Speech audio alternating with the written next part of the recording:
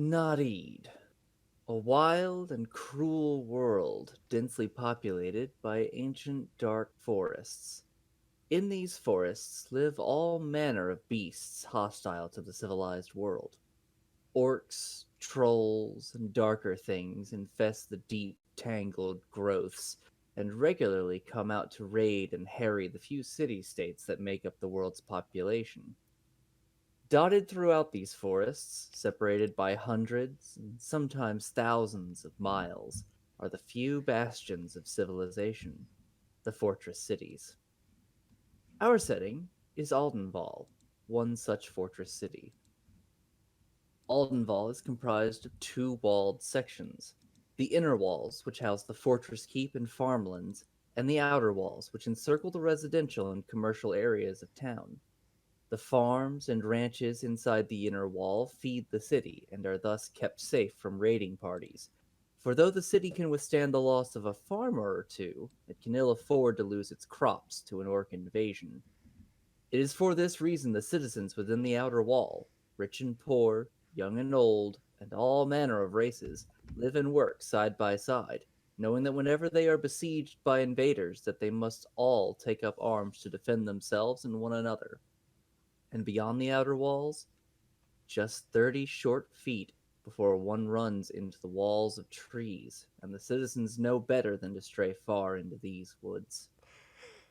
Weaving through the woods, however, a loose network of rough dirt pathways are the sole links between cities. Brave souls may patrol these roads, but they are far from safe. The monsters of the forest quickly destroy any and all attempts at construction or organization. Thus, there are no outposts or way stations to provide relief to weary travelers or sustain beleaguered guardsmen.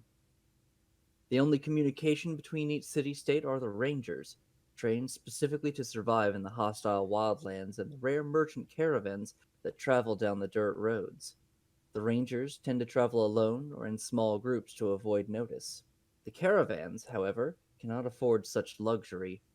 Instead, they are typically guarded by a company or two of soldiers that march with them and ensure the caravans arrive safely. Even still, many caravans are lost, their goods and the lives of its people forfeited to the deep, dark woods. And it is with the tale of one such caravan that our story begins. It has been months since word of a new fortress city being under construction has filled throughout the town. And there was a call for settlers, and guards have been uh, coming and going with the caravans, delivering these settlers to this new city state. One of the caravans very recently was delivered with less guards than intended due to manpower shortages, and it was gone for a few weeks before the few survivors of the caravan came scrambling through the forest and made it to the safety of the city of Aldenval. With them, they brought terrible news. Now, in this world, the orcs and trolls and other greenskins are not the flesh-bound creatures that we usually know in D&D. They are plant-based creatures, for the forest protects itself.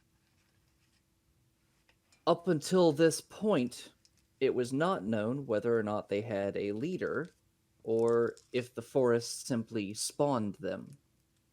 However, the survivors of this caravan came back with news of encountering a strange green-skinned old woman out in the forest that seemed to cause the trees themselves to cover the pathway, and which brought an army of orcs down upon the caravan. Now, several mages that were with the caravan fought hard and managed to save a couple dozen people out of the 400 person strong caravan. And they made their way to one of the earlier attempts at construction of an independent fortress along the trade road.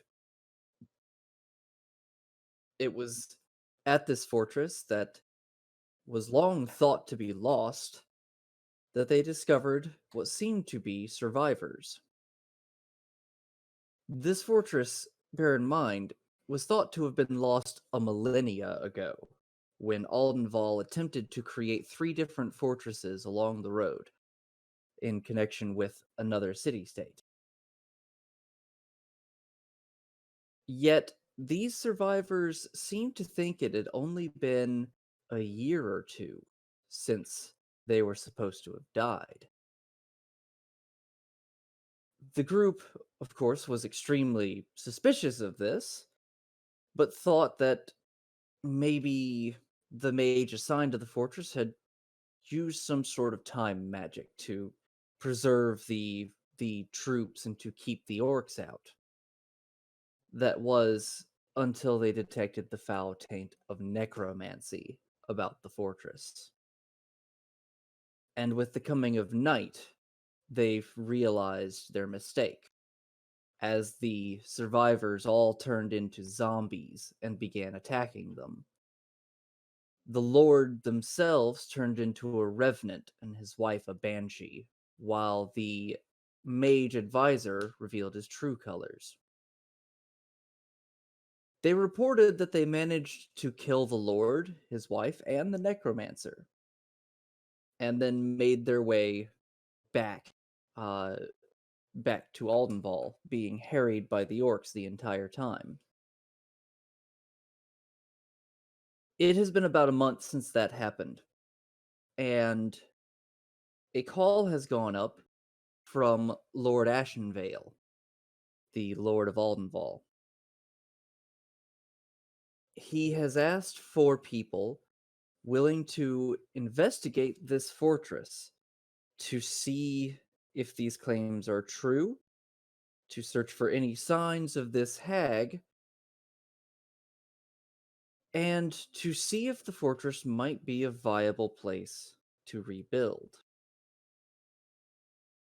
You four have heeded this call and have arrived at the inner fortress to speak with Lord Ashenvale.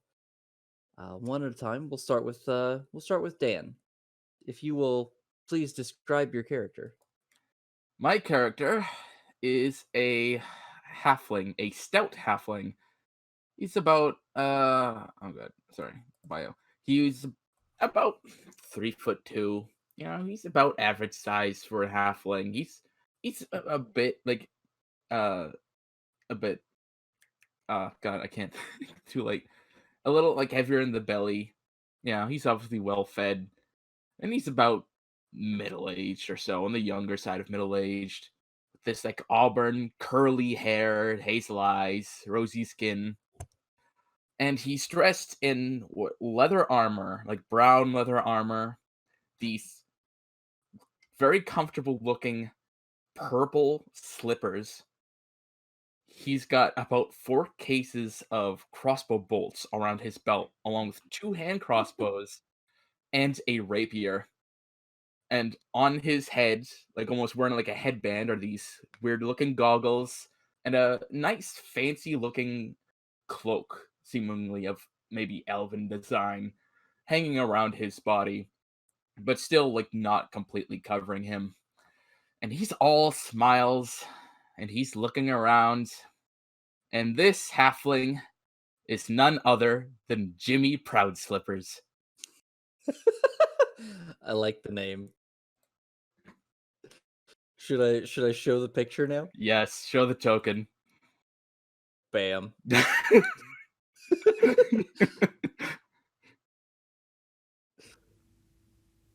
All Uh, right.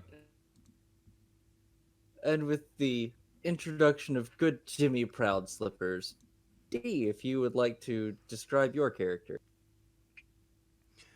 So this is a red, like deep red skinned woman with a pair of short horns coming out of her forehead. Her hair is black with a and cropped into a short bob. Her eyes are gold. She stands about 5'8". Slight but slender build, and she is wearing a puffy white shirt, black vest, and black pants that match, as well as knee length black boots. Uh, she is carrying a rapier and a dagger that appear to be part of a matched set on two different sides of her hips. Um, this is Priga Thorn, and she is a swashbuckler. Very good. Oh, and a little extra background for this world. If any of you, so obviously tieflings are typically not well trusted by the suspicious. Uh, what is the word for like paranoid of the supernatural? Superstitious. That's the word. Thank you. The suspicious and superstitious peoples of the city states. Typically, it's uh, it's not as bad as their attitudes towards magic users, though. Excuse me. So if your characters have any arcane magic of any sort, keep in mind that your character would probably take great pains to hide that. Let's see. So that is Pregathorn, the swashbuckler. Mecca. Yeah, so don't pay too much attention to his token at the moment because he is not currently dressed this way.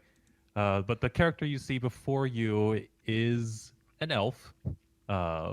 Is a moon high elf, about 5'10", short black hair, hazel eyes, and he is actually wearing some fine clothing on himself. So like very well dressed, like even with like a little coat tail, little floof up, a little like I don't remember what they call that part around the neck. I know it has a name. I Um, don't remember. The I do not ruffle. remember either. Oh, maybe it is ruffle. Yeah, he's wearing a ruffle, and he also has a rapier, um, sheathed into his belt, and you are looking at the one and only Remington Baroque. All right. And Salix. Uh, you see somewhat average height figure, cloak, wearing. You're You're you're cutting in and out. cutting out a bit. Sorry.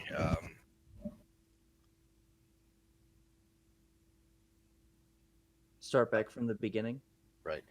Um, you just see an average height cloaked figure. Sorry, cloaked figure with a uh, somewhat strange-looking helm with glowing red eyes. That's all you see. All right. So, you three, or you four rather, have arrived at the inner fortress and are currently being ushered in to see Lord Ashenvale. Uh, if you four wish to say anything to each other, now is a perfect time. So, just a above game question: how do we know each other? That is up to you. Maybe you have done a little bit of adventuring out in the wildlands. Maybe you've met each other while defending the city from one of the many raids. Maybe you know each other from just general work around the city. But it is entirely up to you for it whether or not you know each other. Otherwise, you've all arrived here uh, to answer the call to investigate this fortress. Very good. Okay. Well, let's do. Wow, I am so fucking out of it. I have another 10 hours of this to go. Holy fuck. Is it 10? 10 hours? Yes, 10 hours and 20 currently minutes. currently 2:39. Mm-hmm. Well, aren't we quite the group, yeah? Well, Indeed. I'd much prefer to be at home, but, you know, you have to go out and explore a few places to protect your home. That's why I'm here. So poor Mr. Jimmy has to go out and just protect his master from some evil artifact that he happened to pick up. Well, this is not really a master per se, you know. Oh, I'm sorry, I've been thinking to myself, I do that sometimes. You know, I tend to sit by the fire and have a good meal. I love company having over. But sometimes you have to kill people, and, you know, that's just the line of work it is. Of course, luckily, if I'm real lucky, I don't have to kill him at all. I just need to give him a few threats, maybe put a blade to their throat. I like this character already. Just very nonchalant about about being an enforcer.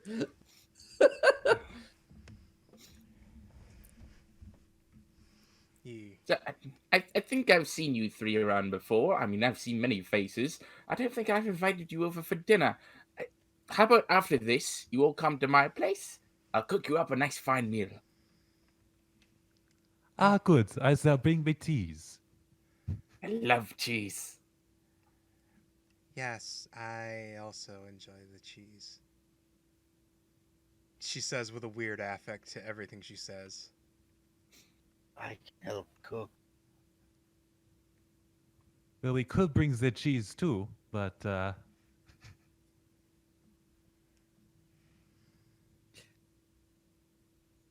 And with this, you four are ushered into the audience hall. Lord Ashenvale is seated at his throne up on a raised dais, and he beckons you four forward and says, "Ah, so you are the four who have decided to make the trek to the fortress." That would be us. Very yes, good. that's it's correct. And he bows. Priga gives a This thumbs will up enthusiastically and she winks. this will be very good for your group, judging from some of your affects and the way you hold yourselves. You might be a little bit more inclined for stealth. Am I correct? Oh, Oh, yes. oh, my enemies wish they had seen me coming, I assure you that. Even some of my allies, the big troublemakers, those ones, I assure you, they're not troublemakers for much longer, one way or another. He says with a big, like, friendly smile. That's not at all creepy. It's just very friendly. No, not creepy Yes, I at can be all. very hard to catch. Good. And he kind of winks at that. Good. Then that will serve you out in the forests, for it is at least a week's travel to the fortress, and you will have no support during that time. The place you are going to is a place we called Fadengel. It was named after the man who was supposed to keep watch over the fort, but unfortunately, about 2 months after it was finished being constructed, it was attacked by orcs who managed to breach the wall, and we thought they had managed to kill everyone inside. A wagon of survivors had managed to make it far back in our history, but apparently we were wrong. And there is, or was, some force at work keeping those few soldiers left alive. I need you four to go to this place and confirm some of the claims that I have heard, namely that there was a necromancer there, and I need you to confirm that they are indeed dead. If possible, I would also like you to confirm the presence of the hag leading the orcs, but frankly, I am less concerned about that than I am about the necromancer. If there is indeed a leader of these orc hordes, they are not the most competent since we have been here for millennia, whereas a necromancer could indeed bring us down. You will be given some supplies, and you will make your way to the fortress as quickly as possible and investigate what happened there. My chamberlain, Stuart, he will see to your supplies. Speak to him, and he will give you everything you need. Otherwise, I wish you the best of luck. And if you have any other questions, now is the time to ask.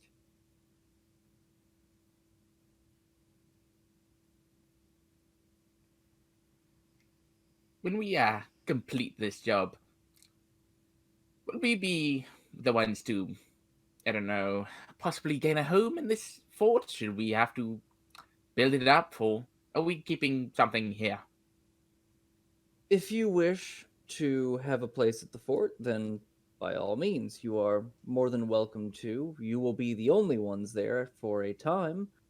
But if you find that it would be good to rebuild this fort and attempt to hold it, then I will uh, I will send laborers and soldiers to repair the damage and rebuild some of the structures. Otherwise, you are more than welcome to stay here. You will be, of course, rewarded with a sum of gold upon completing this mission.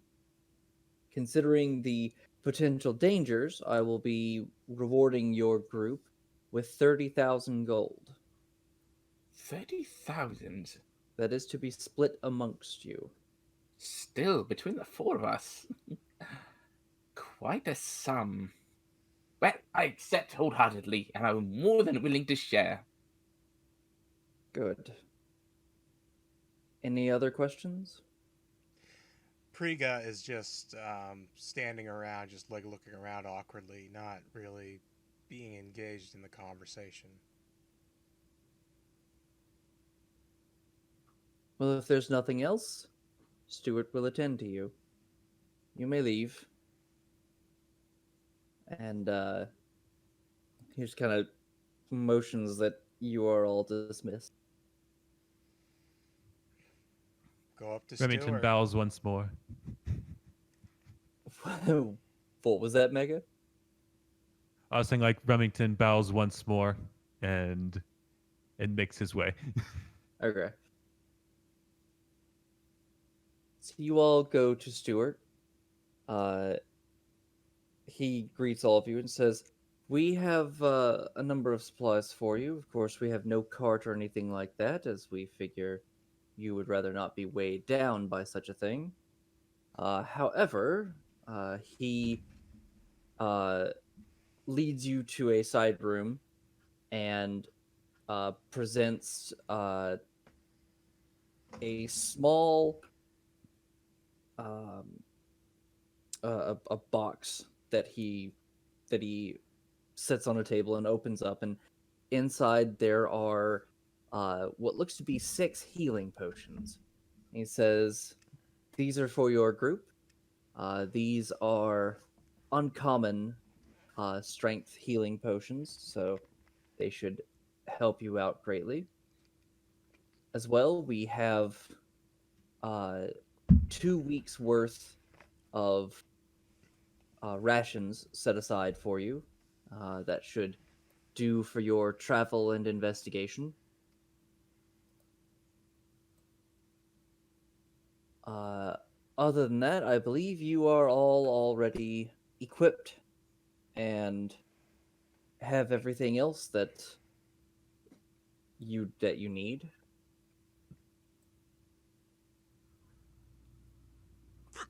So yes, Excuse I me. use my own equipment.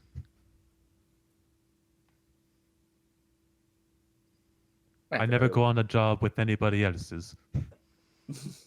I have my own sword, and I decided to delve lightly into an Irish accent for some reason. I have my own sword and my own dagger, and quite honestly, beyond these super helpful potions, I don't need much else. Excellent. And the food, of course. But Of course. Then, with that, safe travels, good luck, and return safely. And he will leave you all to gather the supplies that have been left for you. hmm how many of the uncommon potions are there? There are 6. Priga takes 2. Okay. Jimmy will wait for the others to take their what they want. So Remington walks up and takes one of them. My character will take one. Jimmy will nod and take the other 2. All right. I gotta. Sorry to pause the action. Mm-hmm. But I am like dangerously close to falling asleep, and I need to grab something to nourish myself. I will be right back. Absolutely.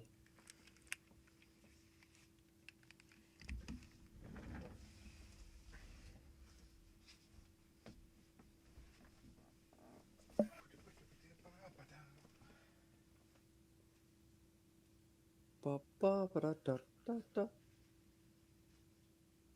Thank you to Ba-da-ba-da-ba-ba-ba. thank you to everybody in chat who is still with us. Hope everybody has been having fun so far.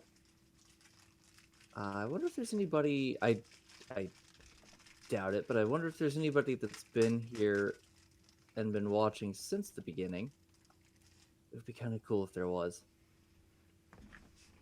If you have been here since 1 p.m. yesterday, please say so. It would be awesome to see you and recognize you. The cast obviously doesn't count. You're supposed to be here. Aww.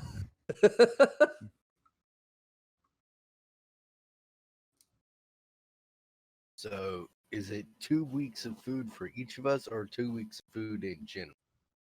2 weeks of food, enough for the party for 2 weeks. Okay. Yeah. Can't have us dying after all. Right. Yeah, they can't have you starving out there in the forest when they kind of need that information.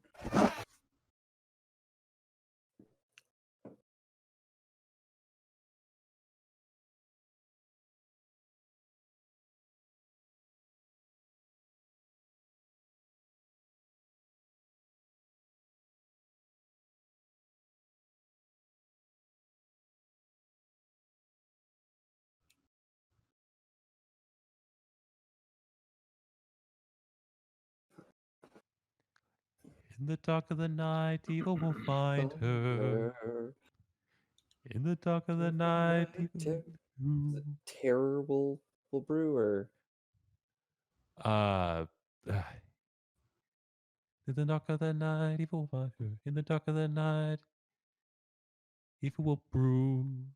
Hmm. No. Now I gotta look up the lyrics. I haven't seen that weird. In the dark of the night, evil will find her. In the dark of the night, just before dawn, Oh, I was revenge remembering a will different be part of the song. sweet. When the curse is complete, in the dark of the night, she'll be gone. Oh no, it was terror will find her, and then evil will brew. Oh, terror will find her, evil will brew. Okay. And then evil will find her, and terror comes true. Those are the lines. It's I know what movie I need to rewatch. I only know that song because of Jonathan Young. Fantastic cover artist.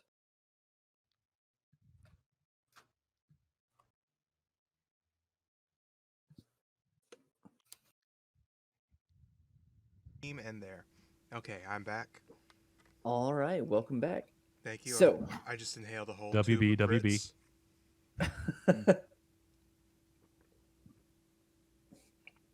so you all have been given your supplies, and you make your way out into the forest. You have been given directions to this place, so you know where you're going. However, you are also traveling through a dense forest. So, either one person can make a survival check with advantage, or each of you can make a survival check to try to keep the party from getting lost. Just a quick question. So I am a cartographer. Um, and I forgot what the fuck I was gonna say with that. With the added benefit of somebody who knows the lay of the land and is good at map making, I would say two people could make survival checks with advantage. One of those would of course be Priga. Okay. I'm going to take that. Okay. Hmm. Would anybody else like to roll with advantage? Fucking. If the other two won't want to go, I'll do it. Okay, then go ahead. All right. With advantage. 21. Okay. So, Priga, you've studied the maps pretty well, but it's been a while since you've had to be outside of the city. So you're having a little trouble keeping your bearing out here in this terrain that just all seems like exactly the same. Uh, However, Jimmy seems quite at home and is is able to help point you and the rest in the right direction. Every so often, kind of not looking over your shoulder, but just kind of peering around as you look at the map. Did we? Nope, we lost Mega. Whoa. He'll be back. Row. But between the two of you, you managed to not get lost going through the forest. Uh, it is. Let's see. Of course, each night you do have to stop and be extremely careful about lighting a fire in these forests. But how about everybody give me a perception check? And I'll Perception. wait to do the full results until Mega gets back. Okay.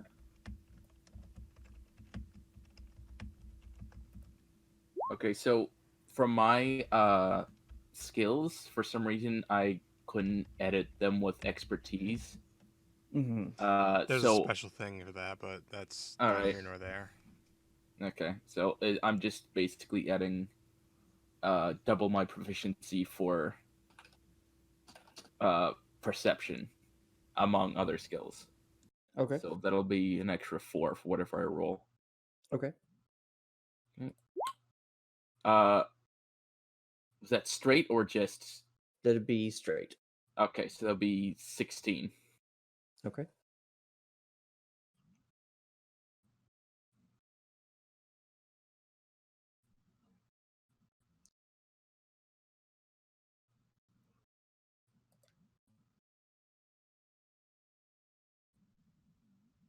Sorry.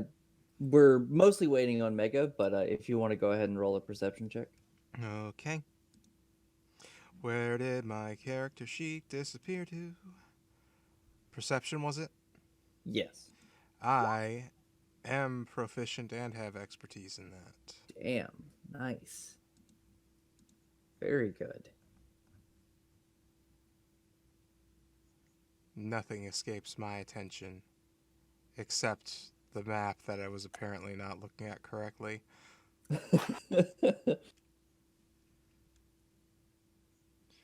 She kind of takes on an Aubrey Plaza kind of affect to everything she says. I don't think I know that reference. She's a comedian and she is quite talented and very funny. She kind of is like this dry, acerbic wit, and it's wonderful. Okay, yeah. Having looked her up, I do recognize her. Yeah, she did the Grumpy Cat voice for the Grumpy Cat movie and several other things, but that's the first thing that came to my mind because I'm sleepy.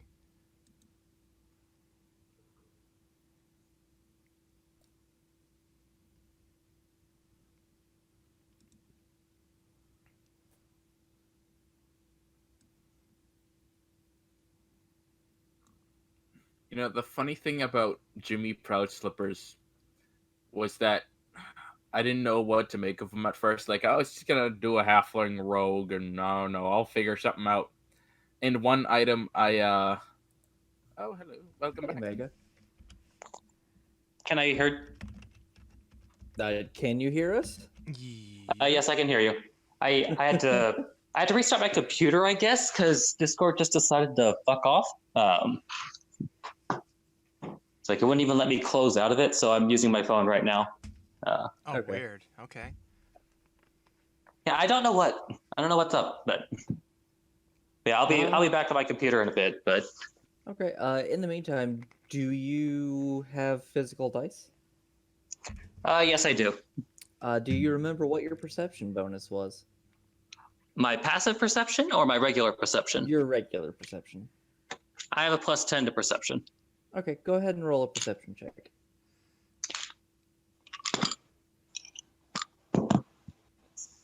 Where's the?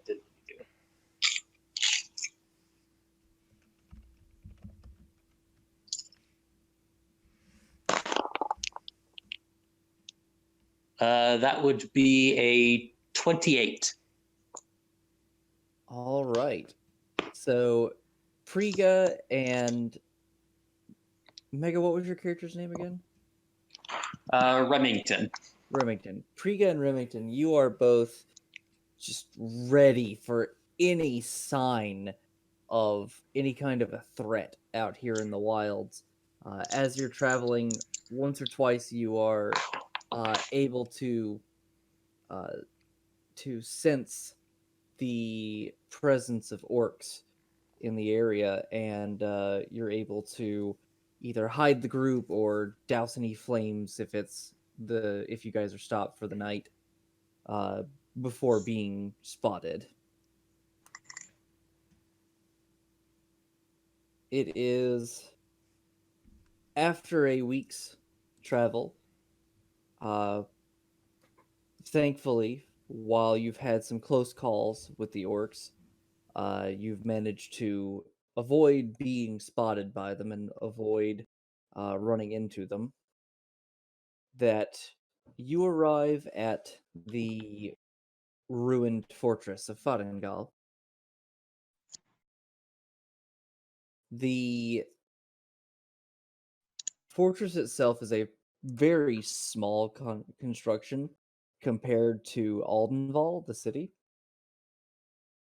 Uh, you can see from the walls that there are just a few buildings uh, inside the walls. The main fortress keep itself, significantly smaller than what you're used to back at the city, and a few barracks.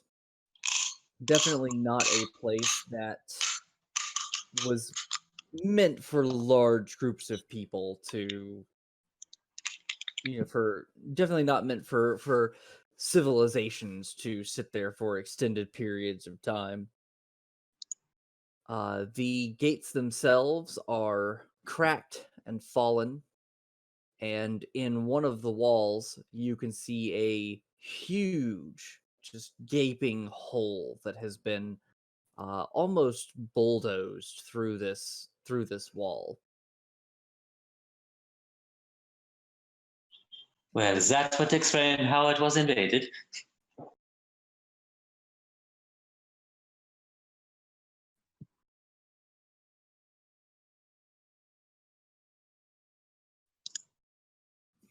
Well, we can either go through the wall, or we can find some other way around. Meanwhile, I can go right up, if you don't mind. Well, So I'm you're going to do a. Go Allow me ahead. just a moment. And I need a quick costume change. And with a swirl and a twist. With a swirl and a twist, a he pulls out a swirl- gun. With a swirl and a twist and a little poof, he is now dressed in a very sleek black costume with a cloak in his wake and a black mask over his face, and is holding out his hands up as if having given a performance. Thank you, thank you. So much better. Ooh, I'm fading. Holy crap. Then let us proceed quickly then. Jimmy, you said you were just going straight up to the wall? Yes, I'm gonna go straight up to the wall and up it. Okay. Do you have the tools to do so? Jimmy does. Jimmy goes up to the wall and just starts walking up it. Thanks to slippers of spider climbing, which I will put here. Yep, he Yup. just starts walking up them, just just very casual, like he does this all the time. Okay. As soon as you set one foot on the wall, I need you to make me a dexterity saving throw. Oh boy. That's a 28. Okay. At the last moment, you remember, oh, wait, usually the walls are warded in some way. And you, like, hold your foot an inch above the wall and look, and sure enough, there is just this glowing sigil that is, that you were just about to step on. And you, like, kind of move your foot about, and the sigil kind of follows you. And yeah, you get the idea that if you had set foot on this wall, you might have been blown off of it by a gout of fire. Well, I just remembered something. He turns around very casually. If we try to touch this wall, we'll probably die. Let's not touch it. Good giant. Say again, Salix. Means go giant hole in the wall. The remember that the gates themselves are fallen. They are open. There is the hole and there is the gate as well. Well, if you lot want to go through the hole in the wall, I will go through the gates.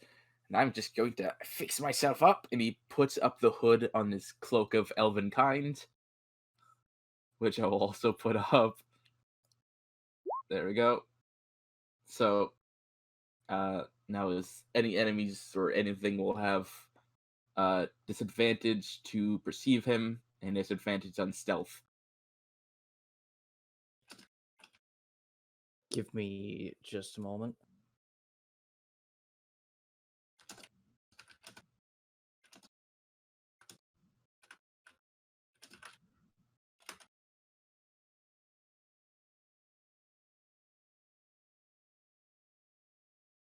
Okay. All right. So everybody, we're just gonna take a quick pause in the action, really quick, because I am almost passing out on my feet. It is getting a little bit dangerous. So I'm going to zoom out on this window a bit so everybody can see what's going on the screen.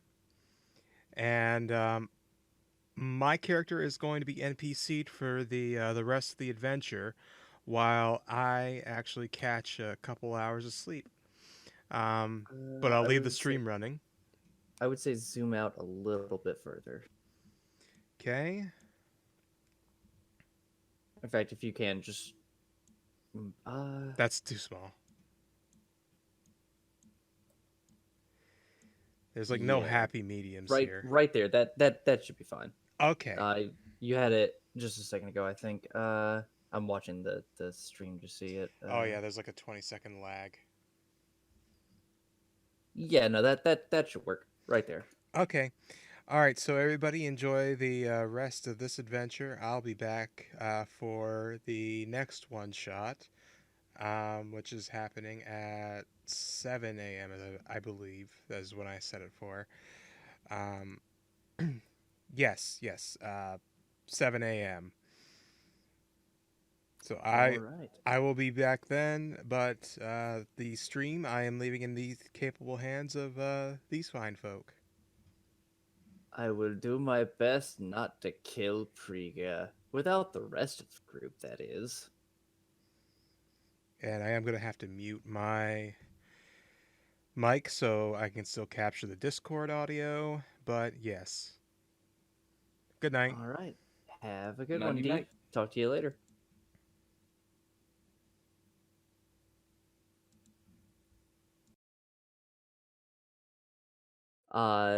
Jimmy is going straight through the front gates. What are the other two doing? So Remington will actually make his way toward the hole to take a peek if there is much of any difference at all through that hole. All right, and Salix? My character's gonna forgot his name. Follow Jimmy. Okay. Okay. All right, so Remington, as you step up to the hole, you peer through and you can see a number of things. You see first a few small fields, like farming fields. There's some vegetable patches and some wheat growing here. They're not big affairs by any means, but you know that they were probably meant just to uh, make it so that the cities didn't have to send, you know, quite as many resources to supply the fortresses. You see a number of corpses strewn about. Uh, Definitely some long dead humans and some uh not quite as long dead orc corpses, but you can tell that they've been here for a few weeks. The human bodies look as though they have been here for years.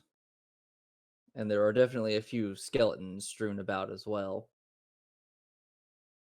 Uh Jimmy and Hannah, you two go through the gate, and to your right are the fields that Remington was looking at.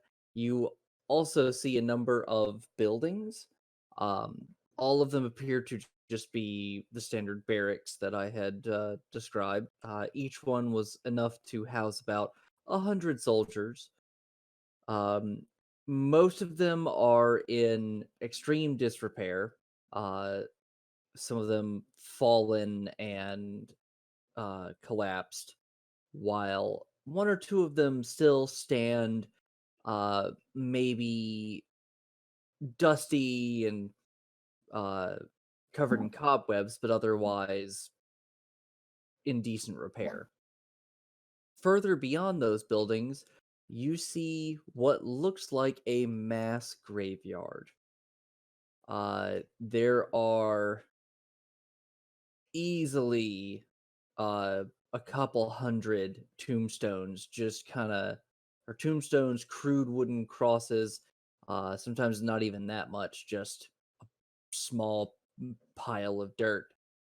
Uh, they are all just rammed, wedged in together.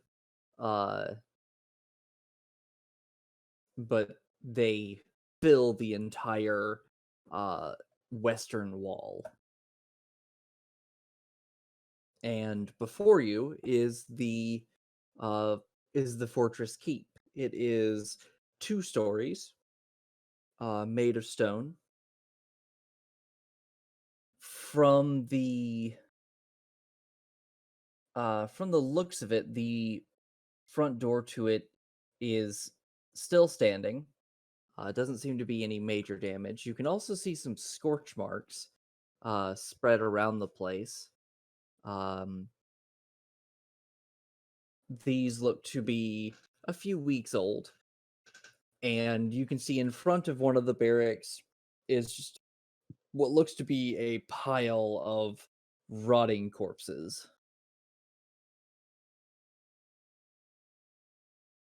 Can I tell if they're orc corpses or Uh, others? from this distance, you can tell that they look like human corpses. Uh, they have definitely been here a while. Uh, it looks as though the fighting happened recently, but these corpses have been dead for a lot longer than that, but are doing most of the rotting now rather than several weeks before.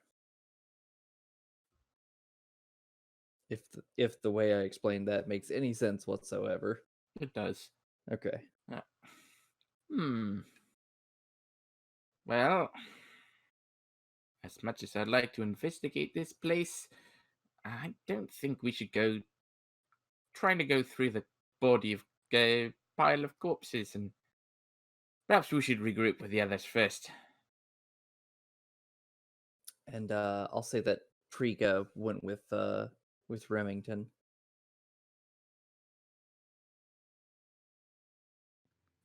Could Jimmy see Priga and Remington Oh yeah. from here? Yeah, Yep. from where you are, you can see Remington poking his head Mm. through the huge hole in the wall.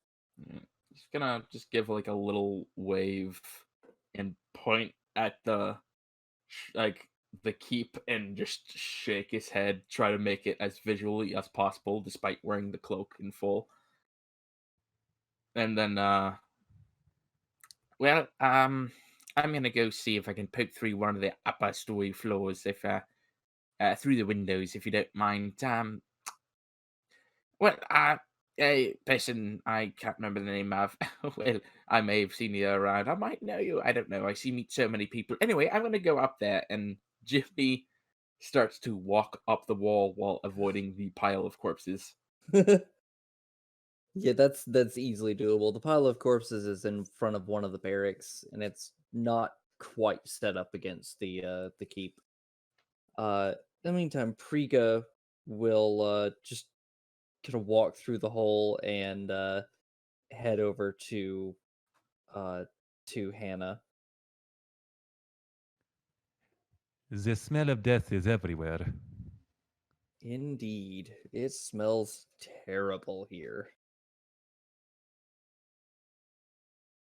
Uh, So Remington kind of like points a finger at points a finger at Jimmy, and he should hear a voice in his head.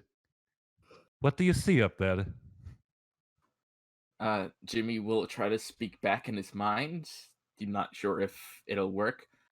Well, lots of old but newly rotting corpses in front of the door. Barricaded door in front of the keep. I'm going to look through the window. So you, In his mind again. Very good. Keep posted. so Jimmy, you climb up the wall and make it up to one of the upper story windows. You look inside and you can see this very nice looking bedroom, or what might have once been a very nice looking bedroom. Uh Currently it is covered in a layer of frost. Uh the sheets themselves are a little torn up and strewn about, and further on, you see a wardrobe and a mirror. The glass in the mirror has shattered due due to what you suspect to be a cold snap, and you see an open doorway and a body in heavy armor lying in the doorway. Could I discern from the window without going in if it was like a guard or maybe like a lord's guard or militia? Make a perception check. All right, and that'll be with the other. So that's 15. Okay. It's a little difficult to make out. You don't think that this was a Lord's Guard, and judging from the way some of the other corpses uh, were armored, that this was not a regular guard either. If you had to guess, this was the Lord, the man who had been turned into a revenant. Yeah, fuck that. And he starts walking down the wall.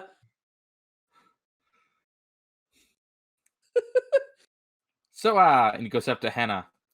I think I found that, the old lord, the one who had turned into a revenant, he's upstairs. I'm not going in there.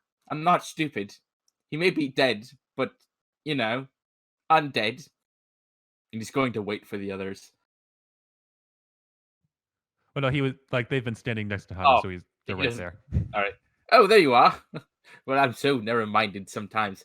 Oh no, closed-eyed. Whatever. Look, it's late, and they're fucking undead. And you know that Lord, the Revenant one upstairs? You probably heard me already. It's covered in frost. I am not stepping in there. Hana's gonna try to break down the door. Okay. You go up to the keep door and give it a good kick, and it just opens. Doesn't seem like it was barricaded or locked. Well, if they didn't know we were here, they do now.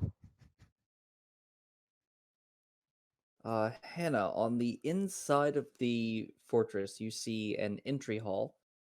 There is a red carpet that is leading down the hall to another set of double doors, and 6 pillars, 3 on either side of the carpet.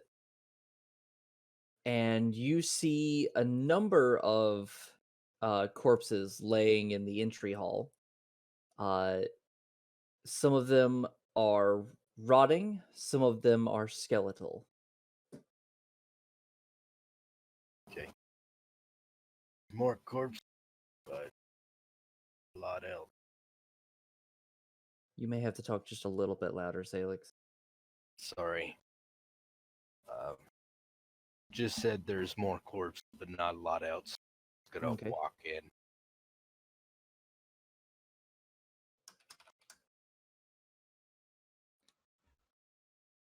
So that is what Hannah reports to the rest of you. Have we uncovered more of the map, or Not yet, no. Right now we're just kind of in mind's eye. okay? Jimmy looks to Pregan Remington. Well, I'm not going upstairs, so I guess I'll go in the downstairs. And he kind of, to avoid the corpses in front of the door, he kind of walks on the wall, then walks like horizontally through the doorway. You see the same sight that Hannah saw. Hmm. Definitely looks like there's been some battle here. You see more scorch marks in here. These definitely smaller than the ones outside. There's also broken weaponry and arrows strewn about.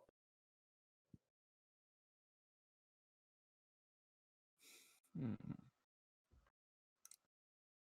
Would it be investigation to try to find out like where someone was standing with where the weapons had dropped, where like the Uh, scorch marks were made? yeah, make an investigation check. All right, and that's one of my other expertise skills that I couldn't figure out how to fix it. Never mind, that's nat 20. But total that would be 29. Okay, yeah, you're easily able to tell. Definitely a battle happened here and outside. Um oh, real quick. Hey Sonic, happy birthday, buddy. Happy One of birthday! one of our people in chat just turned 21 3 hours ago. That's awesome. Be safe if you plan to do what we know you want to do, or maybe don't want to do.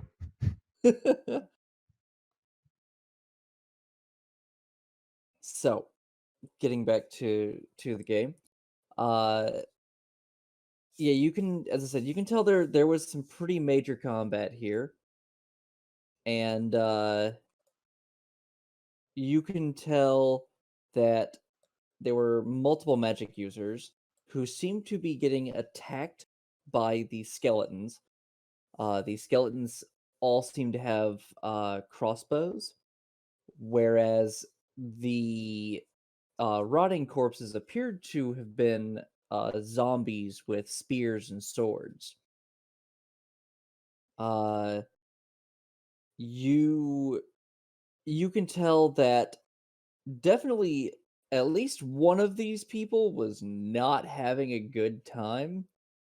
Uh, from where a number of broken weapons are, seems like they were under attack by multiple zombies at a time, as well as getting shot by at least one or two of these skeletons, and possibly got hit by an area of effect spell from one of their allies. Hmm. Mages inside. Not a great time. Well, I can certainly tell what happened here. They got fucked up. Yes, all the corpses would definitely tell the similar story. Well, this one in particular, and he points to the one that has like all the gashes and wounds in Oh them. no, that's not a corpse. Oh, You can tell that all of these dead bodies were fighting somebody who was there, but oh. they are not there now. All right. Well, You suspect that is one of the survivors from the caravan that had fled here. all right. Then I point to the empty ground. Well, they're probably standing here. Probably one of the survivors of the caravan who got pretty fucked up. I don't imagine they survived for long unless they chugged a gallon of healing. As an aside, this adventure is actually a sequel from another one shot that I ran for another group. So Oh boy. if you're wondering, that person was a paladin who got hit by like 4 ranged attacks, was ganged up on by 4 zombies, and got hit by a fireball. Oh my god.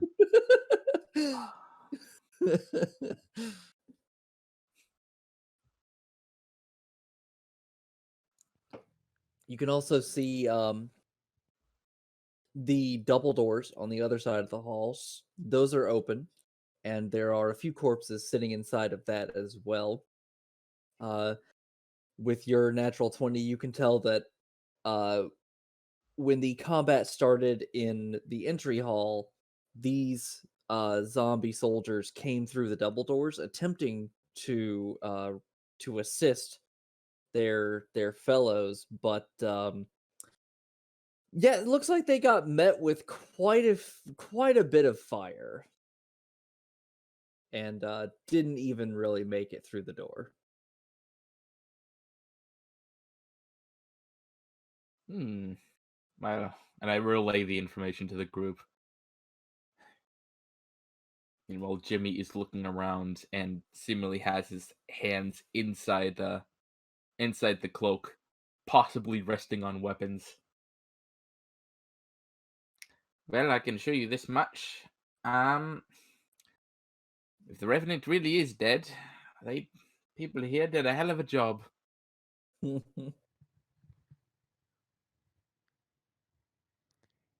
Yes, we most certainly need to be careful if there's anything left.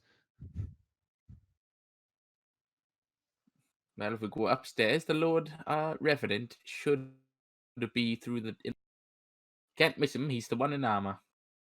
Oh, and I apologize. I forgot to say in this entry hall, there's the double doors you came through, the double doors at the other end of the hall, and then there are three other doors.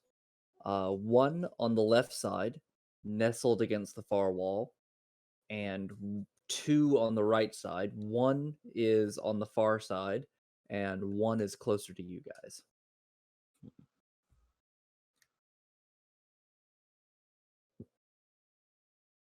Well, I seem to be doing a good job of investigating around.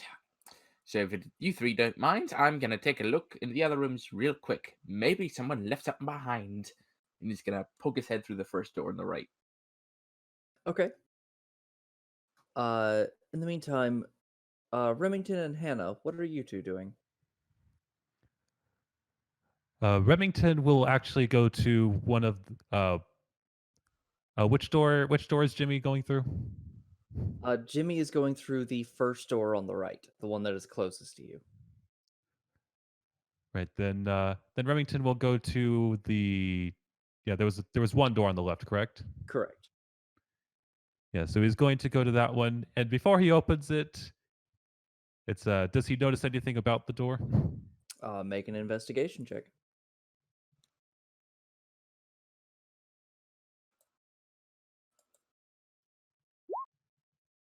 That'll be a 32. With a natural 20, nice. Yeah, Oh, that is a 20. you search the door over real quick. You don't find anything untoward. There's no markings or symbols. Doesn't appear to be any traps. Right, then he will carefully open this door and peek through. Okay. You open the door and peek through, and you can see another trio of corpses sitting on the other side, or rather laying on the other side. Uh, they are not moving. They do not react when you open the door. They are just like on the ground, rotting. The smell is just terrible in this place. You are inside. This smell has been just stuck inside this place for a month. It's like, that is rank. Hannah, what are you doing? Um, just wandering around looking at things. Okay. Just kind of inspecting the entrance hall. Yeah. Okay.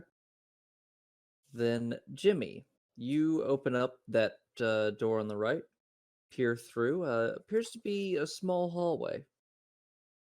Hmm. It goes about 10 feet and then curves to the left. Sorry, 15 feet and curves to the left. Jimmy will pull out a hand crossbow and go down the hall to the left. Okay.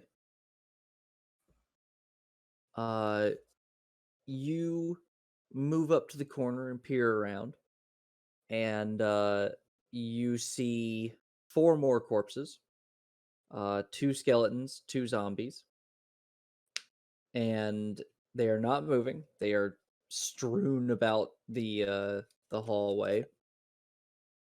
You see a set of double doors about halfway down this hallway, on the right, and further down, the hall turns left again, and you assume goes to that second door, that second right hand door in the entry hall.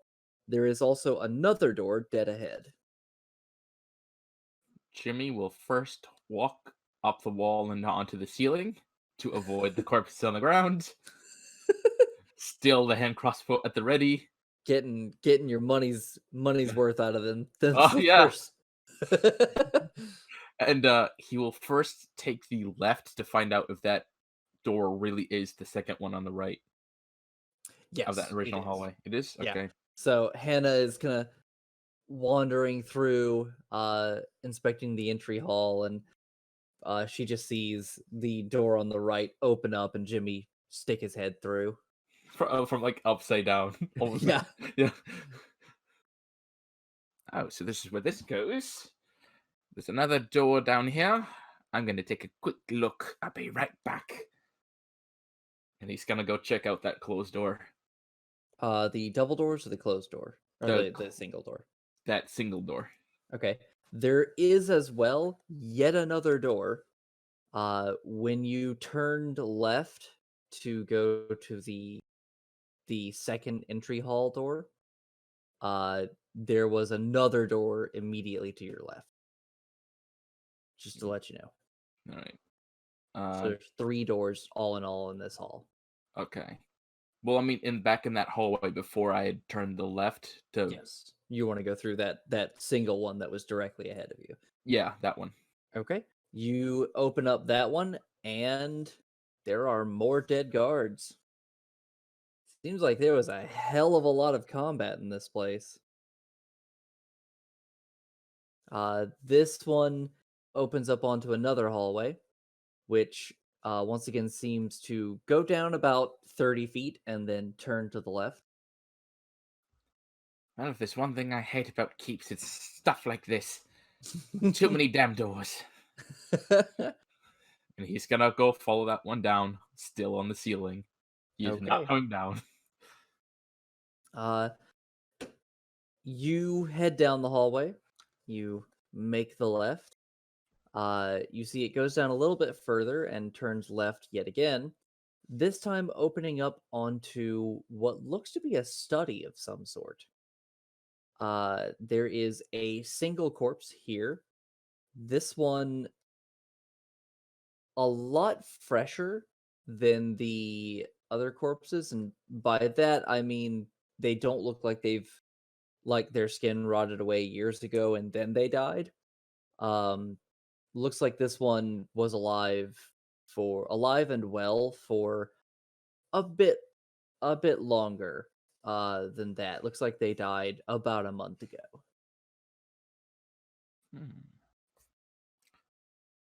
Jimmy will hop down from the ceiling and try to poke through the body to see if he can find anything that marks him as a survivor of the caravan or anything else.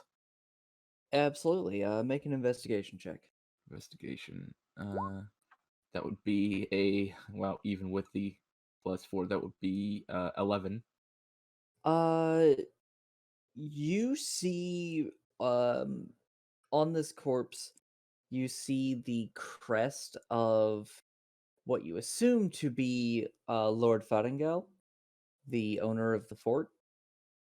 You recognized it on the armor that was upstairs, which seems to suggest that this was not a member of the caravan.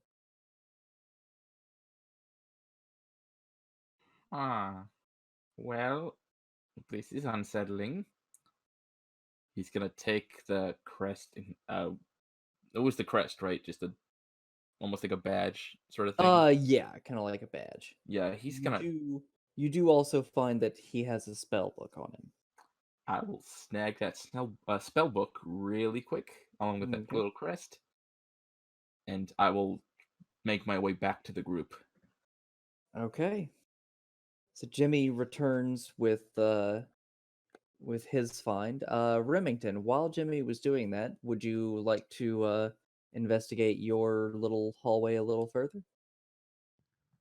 Yes. Like, and he will still be walking at a normal pace, but he will be keeping an eye out for traps. Okay. Uh, you very quickly come to another door. Seems like your little hallway went about 15 feet before ending. Um, make an investigation check.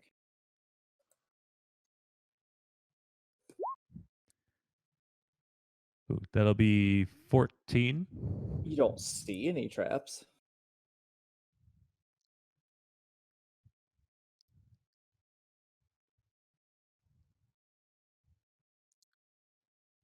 But then What do you just to want to do? be Oh, I'm looking at a wait, this hallway or the door? You're looking at the next door. Well, he is actually going to back up and he will cast Mage Hand and open the door himself that way. Okay. You open the door. Nothing happens. And you see what looks to be an armory on the other side. There are a number of rusted and broken weapons in racks on the other side. And that's about all you see in there.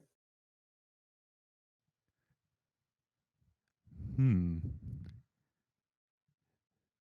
So he will make an investigation check to see if there are any hidden entrances. Okay. And due to his dungeon delver, he has advantage on these. Okay.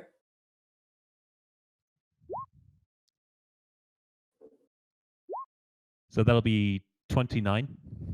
All right. You search through. You're not finding any switches or hidden passages or loose bricks or anything like that. Well, this place is a dead end. So then he will walk out and like return to the group because I believe you said that was the only was that the only doorway in that hallway? Yes, that was the only one. It was a pretty linear hallway. Okay, and then he will return to the group. Okay. The group is back together. Congratulations, you got the band back together. So why are we here again? Man, we need to check out the fort to make sure it's actually clear. To find out some weird orc lady or something, hag, whatever it is, and make sure it's gone, and find out other things. Oh, by the way, I found this spell book and this Crest of the Lord, the one that's upstairs, on some guy in the study. Ha, joke's on you. This whole fort is actually empty and I'm just wasting time. No. Jimmy would be very hungry and very pissed if that's the case.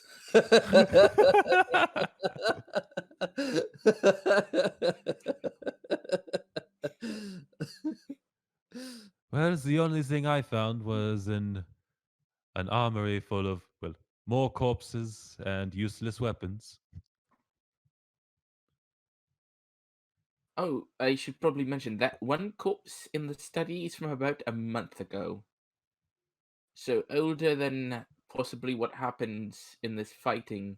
No, it's about the same time. Oh, about the same time. Never Yeah, mind that. fighting- Never mind the thing I said. The fighting Jimmy, do happened not- about a month ago. That's Okay.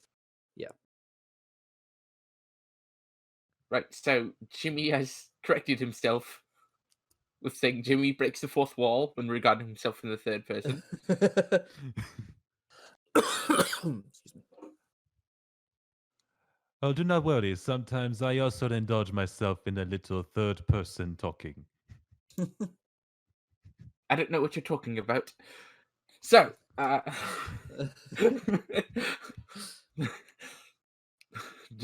Jimmy presents the little crest. So that one body by itself in the study had a spell book on it. I, I don't know if it just fell there or what, but it has a mark of the Lord. So I'm not sure what happened, but well, he's dead. Dead. And I'm keeping the spell book. Don't tell the Lord that, or I'll fucking kill you. Oh, trust me, I am the last person that is going to tell the Lord about any magics between us. Perfect. Perfect indeed. If only I I had do, a... I do rather like my head.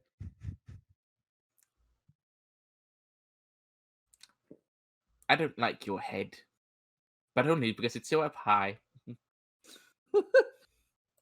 And not down here, where I can chop it. I would like to So- see him try. So, what are you guys doing?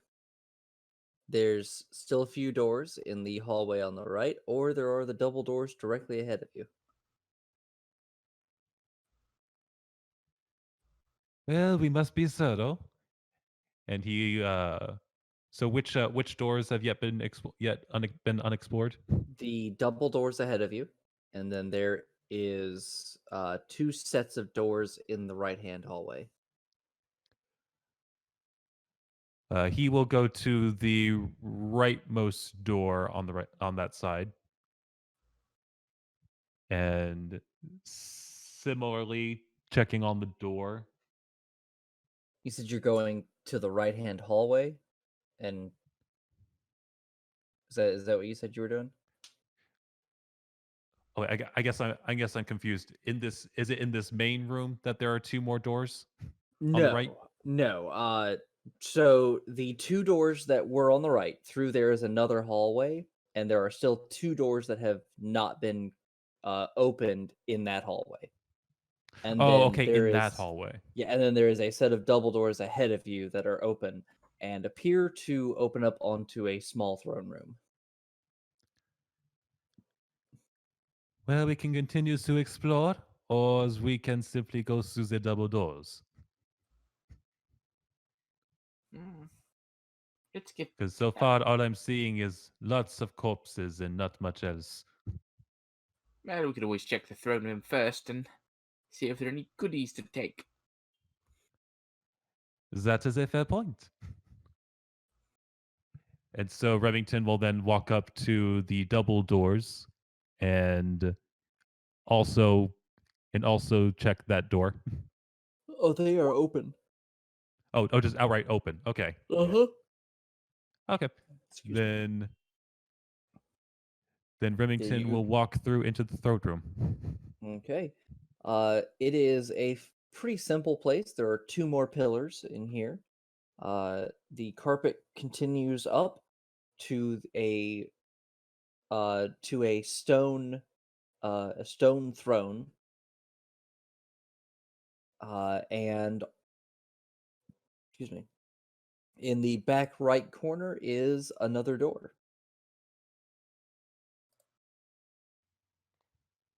Well, at least this room is more straightforward. And he will actually walk up to the throne. Well, if there's going to be anything special in here, it's going to be near the throne. He will investigate the throne. That'll be a 31. Getting some really good rolls there.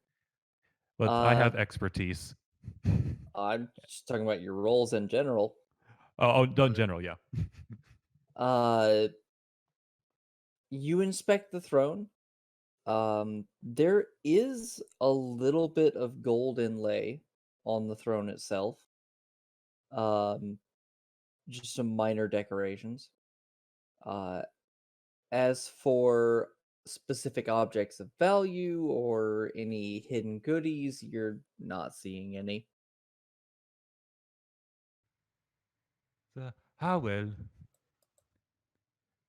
I suppose, I suppose anybody could have found these before we came here, if there was anything. And like he will point his like how far away is the throne from the entryway?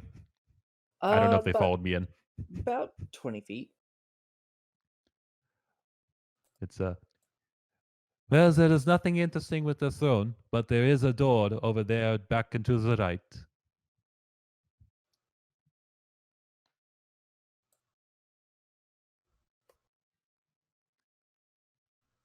And Jimmy, from what you saw upstairs, you can guess that probably what's behind that door is the staircase up. He'll go double check just to be safe. You mean you're going Um, to the yeah, door or you're yeah. The door that is the staircase that he thinks. Yeah, you open it up, nothing happens. You look through and yeah, there is a staircase there to your left.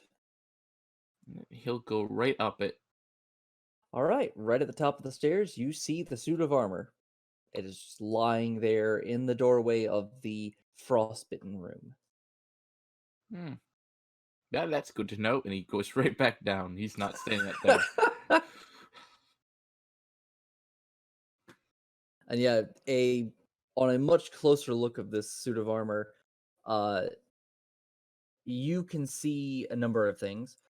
You do recognize the crest of Lord Fettingale emblazoned on the armor. Uh, the armor itself is best described as dark and spiky. Uh, and you can see the skin of the Lord had turned this uh deathly shade of blue and was veined with dark veins. Definitely not moving. Uh, but those are just some of the details that you note. You also noted you couldn't see it from the window, but you note uh, some scattered pieces of cloth that are closer to the staircase. Hmm. Well, Jimmy will go back down to the others, tell them of the information. He also didn't say it earlier, but he'll remember now about how the mirror was seemed to be, was it like the center of the cold snap? No, Was it- the mirror was just shattered. Oh, okay. And he'll just be like, "Well, I'd look in further, but frankly, I'm not going up there alone."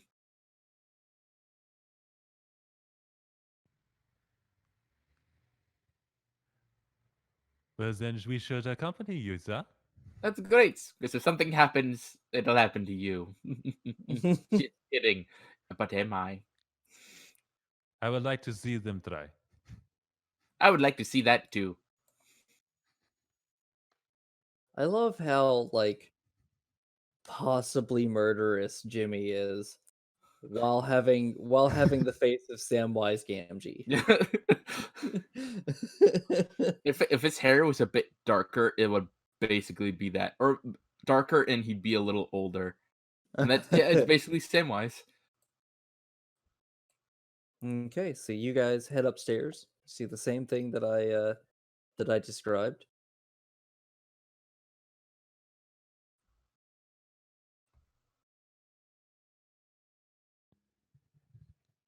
Yeah, so I guess Remington will do a thorough check of the room in case there is anything to be noted of.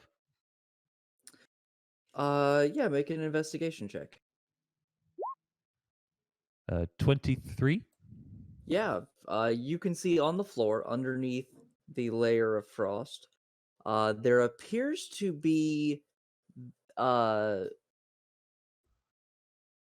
There appears to be um the beginnings of a magic circle, as in a teleportation circle.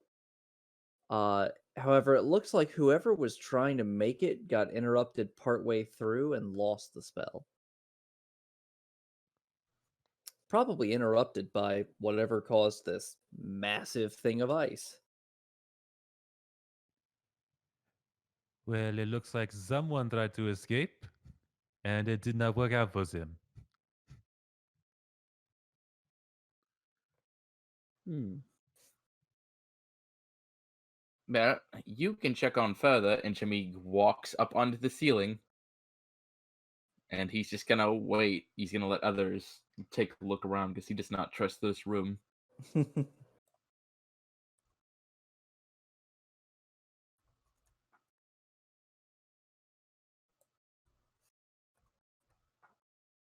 So,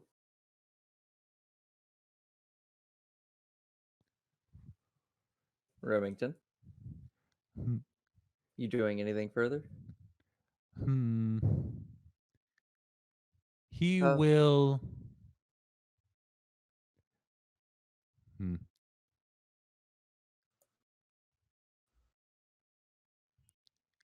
You know, he will.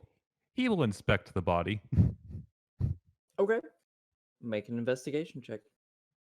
Meanwhile, Hannah, is there anything you would like to be doing?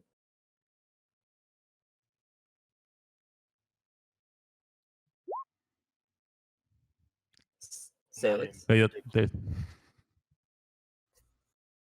Go ahead, Salix. Not a. Not really. Okay. it's a nat 1 on the die, but a 13 in reality. Uh, It's a pretty bulky armored dead dude.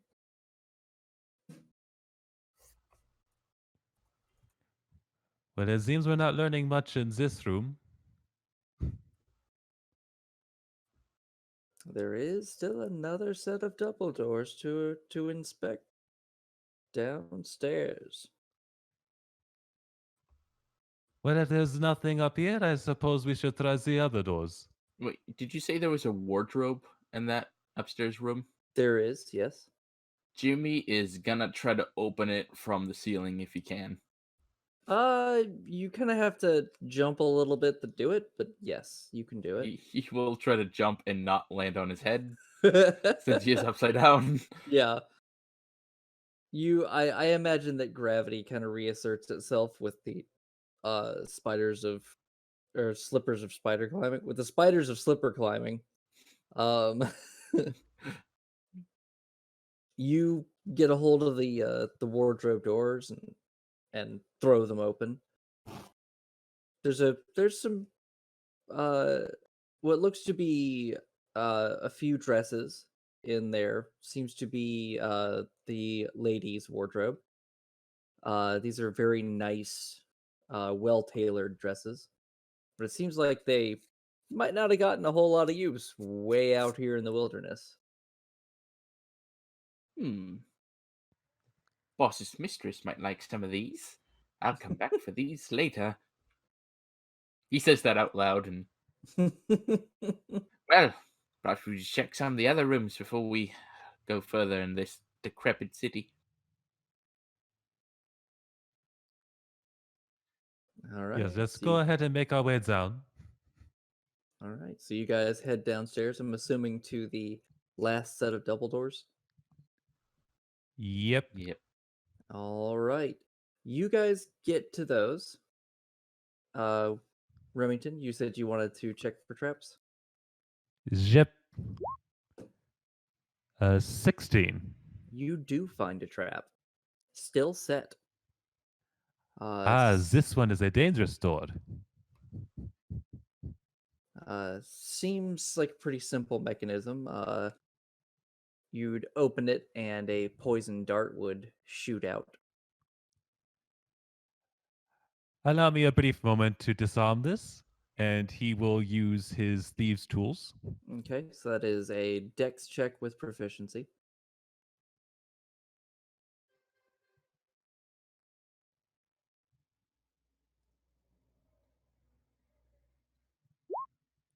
That'll be 24.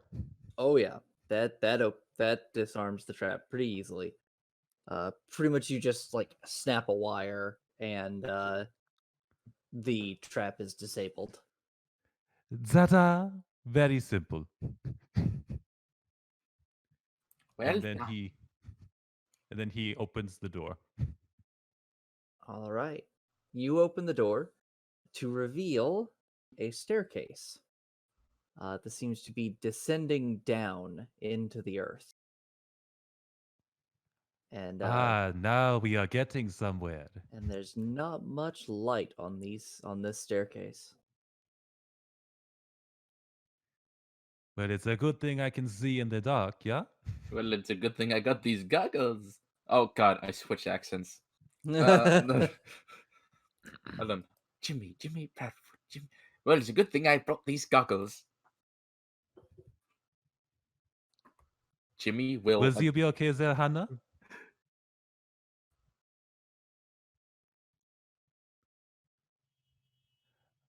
Salix, Hannah-chan? Hannah-chan? I'm sorry, what? stay with us, buddy. There is a staircase descending down into the darkness. They're asking if you have some way of seeing in the dark or if you need a light. No, dark. Say again, please. No, I can't see in the dark, and I'm about to fall asleep. Try to push through, man. We're finally getting to the interesting stuff. Hopefully we can help keep you awake with that. Well then, I don't normally use these, but and he reaches into his burglar's pack and holds out a hooded lantern. This should probably help you, yeah? All right. So, Silix, you were handed a hooded lantern. Okay. All right. So then onwards we go. All right. You guys descend down into the darkness and come upon a landing, and that is where we have the map. Sitting before you is uh a dark tunnel. Seems to be roughly hewn. Uh Give me just a moment and I will light it up for you. You can see a ways down it. Further down it seems to curve off to the left a bit out of sight. Jimmy would have adjusted the goggles of night so he can see in the dark. And let me just put that up so others can see what it does. He can see up to 60 feet as if he had dark vision. And he looks to Okay. you there and says, well, I've already got the hood up. I might as well go and check it out. What do you think? I would not object to this. All right, then. I will go and see what I can do. And I can't grab my token. Oh, yep. I apologize. I need to assign those to people. Controlled by Wolfshun. There we go. I can grab it now. Controlled by Magazine 9100. Controlled by Salix. Oh, wait, no. I have And controlled 25. by Blade. All right. I'm gonna have to get used to this movement of 25 feet instead of 30. Well then, let's go see what's down this hallway. And Jimmy will move up 25 feet and see what he can see. Okay. You were able to see a little bit further. Let's see. I was using what they call the polygon reveal, but that's takes a bit more time. All right. you see more tunnel. Seems to continue on to the left. Nothing yet so far. And he says back to the group before he goes up another boat up to here. Okay. Priga is going to be coming up the tunnel with you as well. What about Hannah and Remington? Yeah, so there was that way, and then was there another tunnel way you said? Nope, just that one. Well, there is nothing else to be seen here, at least as in the first sight. So it would not be bad to follow them, yeah? So he will. Nope, I think you're moving Hannah. Oh no, Hannah moving herself. Okay, Salix is moving Hannah. Okay. All right, so Jimmy. Hold on, guys. Wait just a little bit. Jimmy, as you are passing right here, first you notice something. Sitting in the middle of the hall, or the middle of the tunnel, hanging from two ropes that seem to be holding up its arms, is what appears to be a scarecrow. You have just enough time to register that as a sigil to your left flares up as you pass by it, and the wall crumples away, revealing three shambling corpses that immediately, upon seeing you, lurch forward to attack. Roll initiative. Oh no, it's trap. Let's see. And before you roll initiative, if everybody will click their tokens and then roll initiative. That's wonderful. That's a wonderful 7.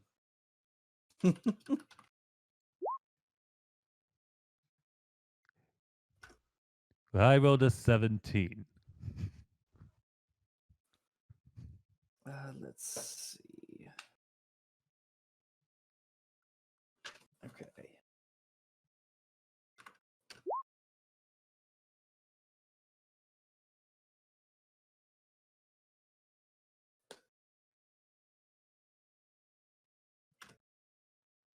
Five, and for Prika. Damn. All right, 28 initiative for Prika. All right. Descending order. Prika goes first. She is going to immediately sidestep behind Hannah, pull out her short bow, and she is going to shoot this first zombie.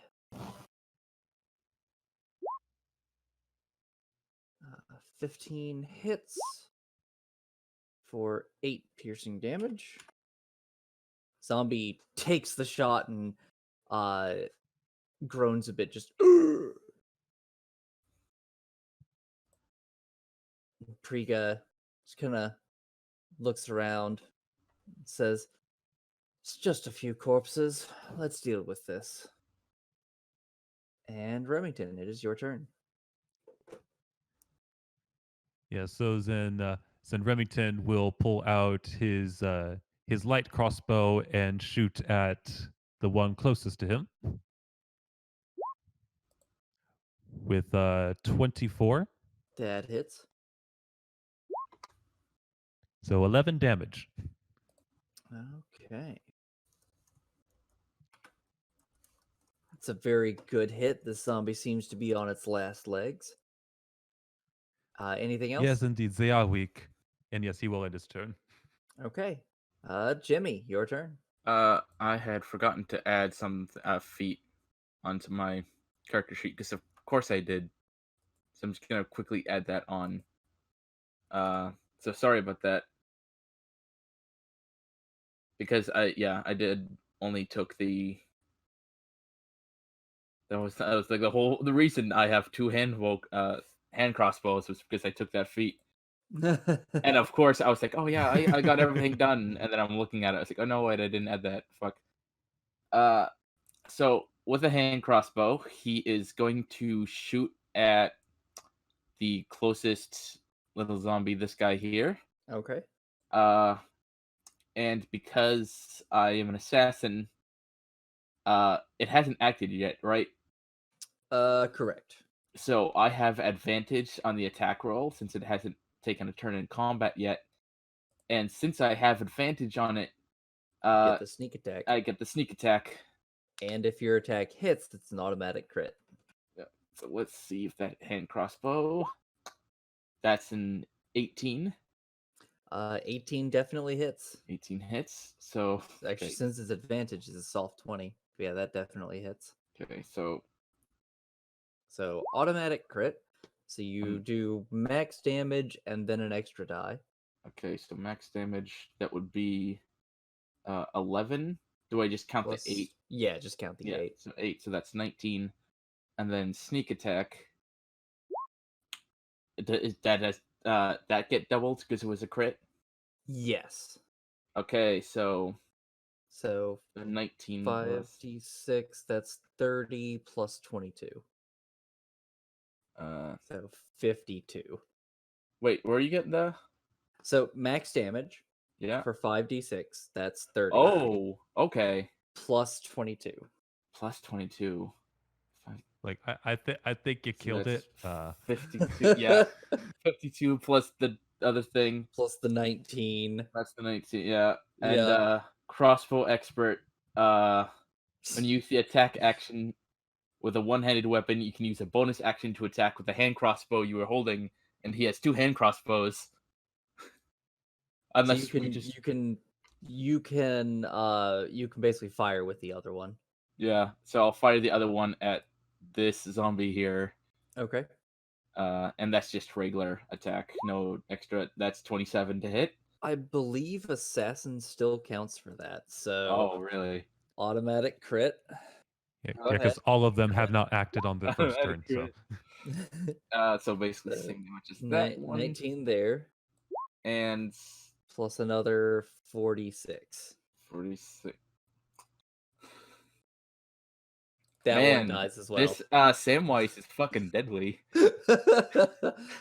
I mean, Samwise did kill Shelob, who the greatest elven fighters failed to fucking kill. True. Yeah, and he killed a bunch of goblins with a frying pan. This is true. he can carry this team and he can carry you. All right, is that it? Yeah, that's it for Jimmy. Okay, Hannah, your turn.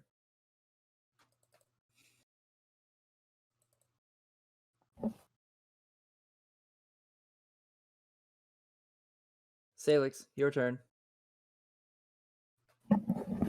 Yeah.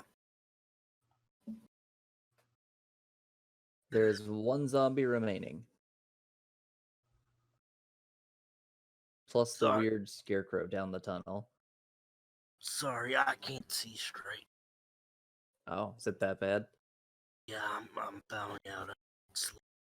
All right, then you go ahead and I'll NPC Hannah as well.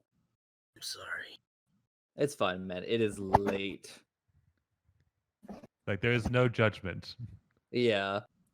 Like I have unusually high energy at any time of day. I napped. So yeah. So you go ahead, Salix. You have a good night, all right? All right. Joe, then bye. Good night. Let's see. Pull up Hannah's sheet. Okay.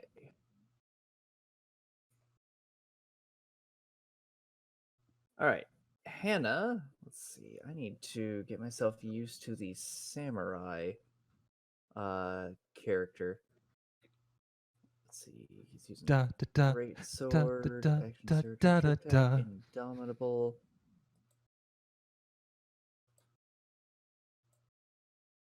Okay. All right.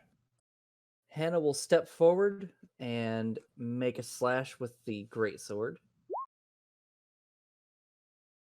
Where is it? 22. Yep, that'll hit. for 16. Die. That was not a... Wow, rolled max damage on that. Nice. And with the extra attack, she will swing again. 23 for 13 points of damage. All right, so let's see. The last 2 hits were crits, which meant that they bypassed the zombie's undead fortitude. However, this was not a crit, so it gets a con save. That is... So it was 13 damage. Okay, Hannah whacks the zombie really good with that greatsword, almost cuts it in 2. And as she pulls the sword back, she finds that the zombie is still standing with 1 hit point. And it is the zombie's turn. And it is going to make a slam attack. And fail to hit. It only has 75 accuracy, so Let's see. So it's going to fail to hit. And is just going to kind of... After that hit, it just kind of lurches and like taps its hand against the armor, just trying to fight against Hannah, but it's having a little bit of issue with mobility by almost having its spine cleaved into. And as it's doing that, Jimmy, you hear the sound of ropes snapping. And as you look to your right, you meet the terrible gaze of this scarecrow, where once it was just a hood, you now see a pair of eyes underneath that hood. And as it stares you down, you need to make a wisdom saving throw. Wisdom. Oh, thank God. That's a 22. You feel the panic start to rise inside of you, and you fight it back down, and you're able to keep from being paralyzed with fear. The scarecrow, with the cracking of wood and twine, is going to lurch down the hall towards you.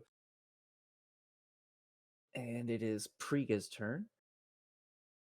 She is going to turn and fire a shot at the scarecrow. And she is just barely going to hit. You are right next to it, so she gets the sneak attack. Let's see. Hers at this level, I believe, is 3d6. No, at 10th level, it's 5d6. That's right. So 9 plus 15, that's 14 or 24?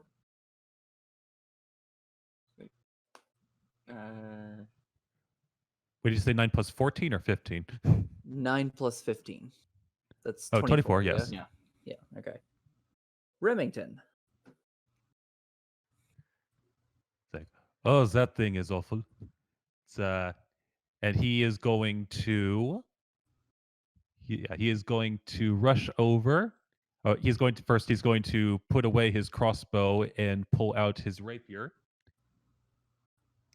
He is I don't know, does this count as the wall?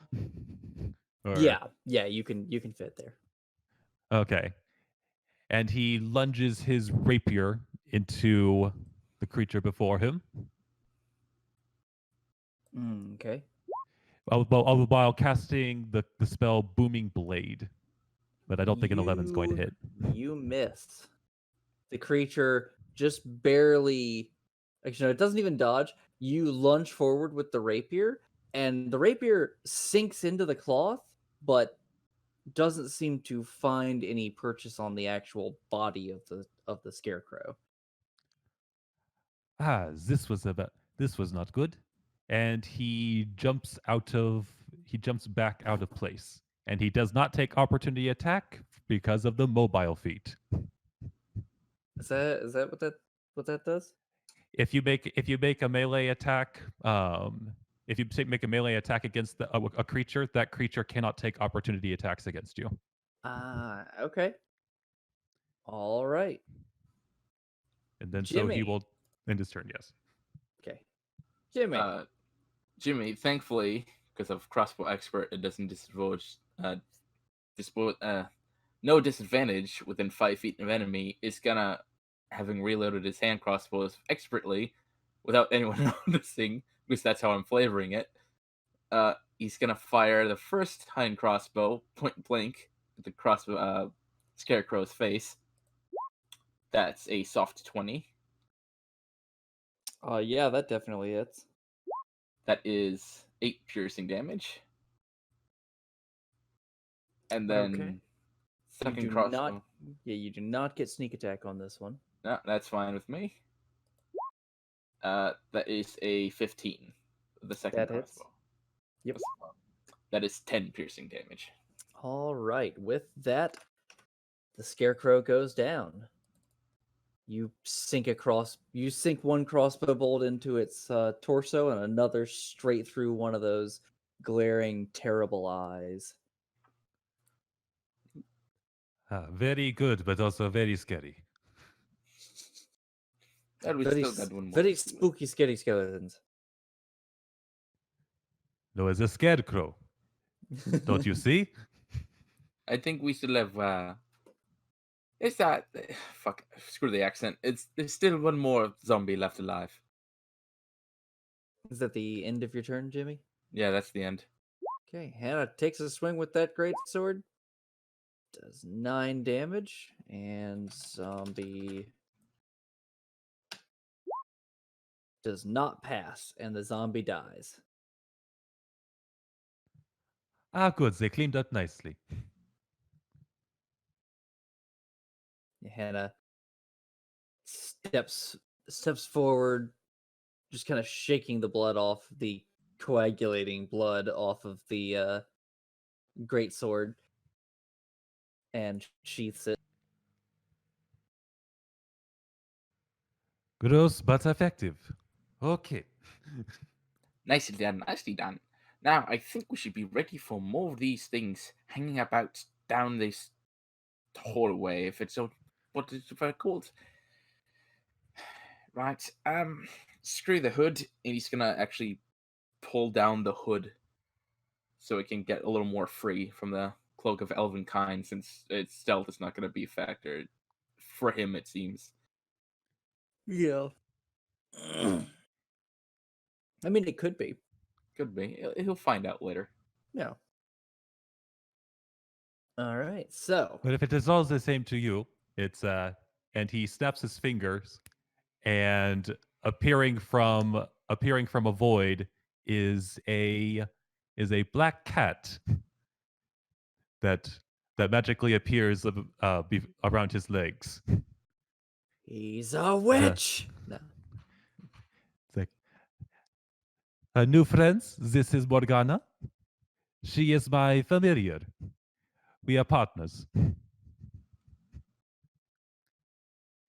So, Morgana, would you like to maybe look ahead a little bit, just in case there is any other unfortunate guess we might be arriving at?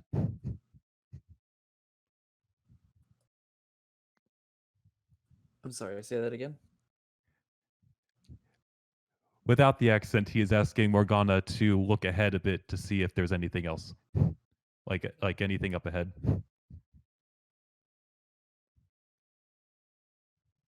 You're asking who that? Morgana, The familiar, familiar. cat. Oh, okay. I'm sorry.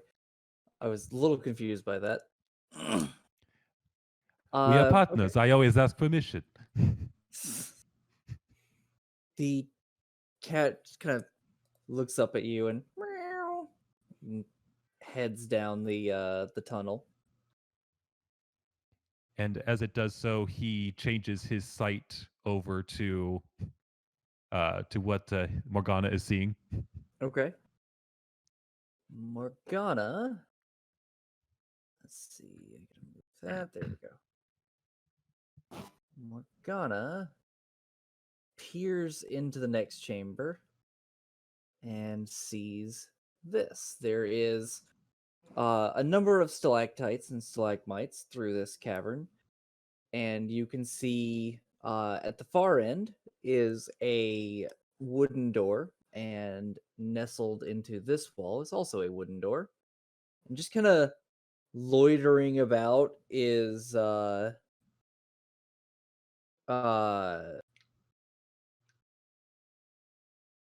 is a single zombie. And to be clear on what you're seeing here, these are was it stalagmites that come up from the ground? I think it was stalagmites. Yes, that is correct. Like Okay. stalactites are tight to the ceiling. Right. The stalagmites, these are giant ones that can act as cover. These are smaller ones, these little dots, and they act as difficult terrain. Well, it seems we have a zombie friend over in the room over there. But there seems to also be two doors, one straight ahead and to the right. And be careful of there's certain parts of the room that may be difficult to walk, but there are also places to hide. So very good for us. You also note that there is a torch, a single torch, burning in this room. It seems to be a bluish flame casting a yellow light. So you imagine that this is some form of ever burning torch. As well, I'd like you to make a perception check.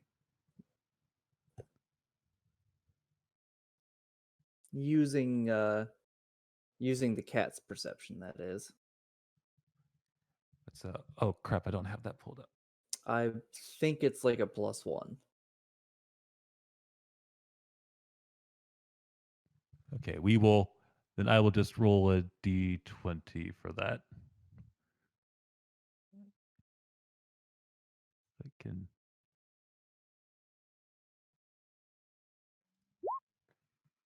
That'll be 14. All right. Let me see. You're looking about the room. Don't see anything else that's odd other than the zombie. Well, then there seems to only be the one zombie lying around, so I think we can take it. You seem to be very good with the sneaking. Perhaps you would like to take the first shot? No problem whatsoever. I'll just go ahead along the walls, so long as it's not too slippery.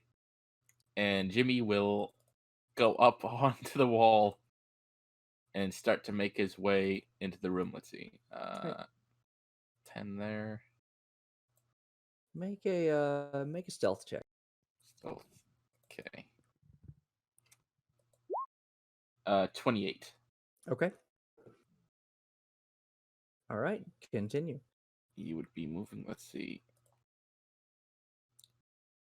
Move 10, so it'll be another there. He'd move about here, and just in range, he's going to fire a hand crossbow shot at that zombie. All right, make the attack roll with advantage because it is not aware that you're there. Because I am not even going to bother rolling a perception check against a 28. Okay. That is a 16 to hit. All right, that hits. God, I'm not used to So automatic crit. automatic. Automatic crit, automatic sneak attack. That's yeah, 11 plus that's 17 for that. And yeah, that is an automatic sneak attack, right? Mm-hmm. My first rogue. Gotta get used to that. 30 plus 19 is 49. 49 on top of the. You sink that crossbow bolt right into the base of that zombie's spine, and it just crumples. And then you notice something. Oh boy. It was casting a shadow over here. As it crumpled, the shadow did not. Roll initiative as the Crap. shadows come alive. Hey, boy. Oh boy, oh boy, oh boy. Let's see. For Hannah Ah, damn it! I forgot to do that. Damn it. and for Prika.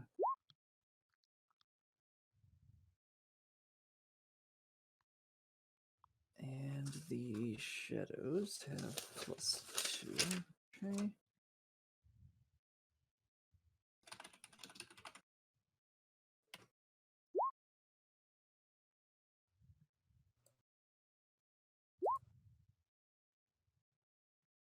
And so Mega, you had a 12.18. Okay.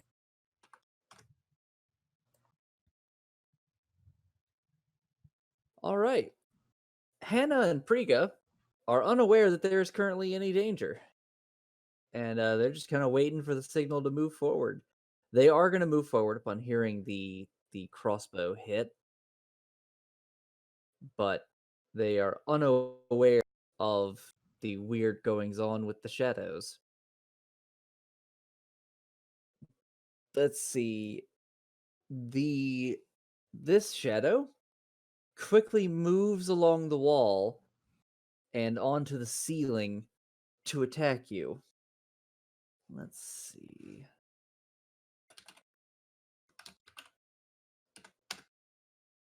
Does a 14 hit? 14. No, it does not. Okay. Oh, my connection has been interrupted. Ooh. Give me just a moment.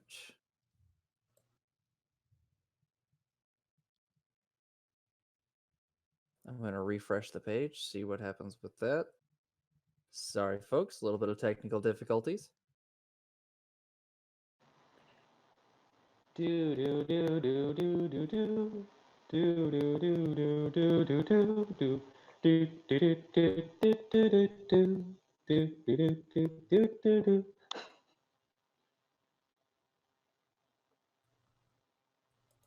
All right, is it back?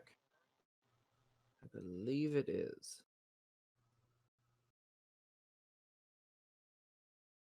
Okay.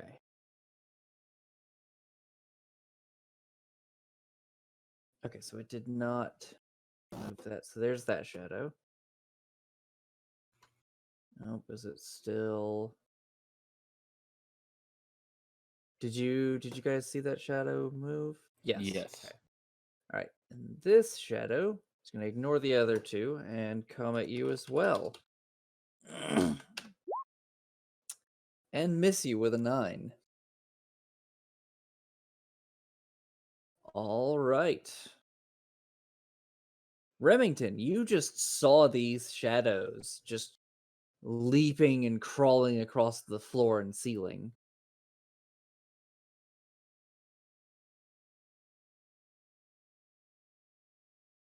Mega. Hello? Hello. Poking Dr. Mega. Poking Dr. Mega. Oh no, he got a copyright strike because he was humming some song that I can't think of. Oh, Can you hear- yes. Hi. Okay. I don't know what it is with Discord today, I don't know. but anyway, like, oh, these are going to be annoying. Uh, he is going to, yeah, he is going to, like, seeing that he's being ganged up on. Remington is going to dash forward with his rapier and take a swing at it. All right. Make that attack. Will a 17 hit? Yes. Okay. So then that will be, let's see, first the 7, and then this will be also sneak attack damage.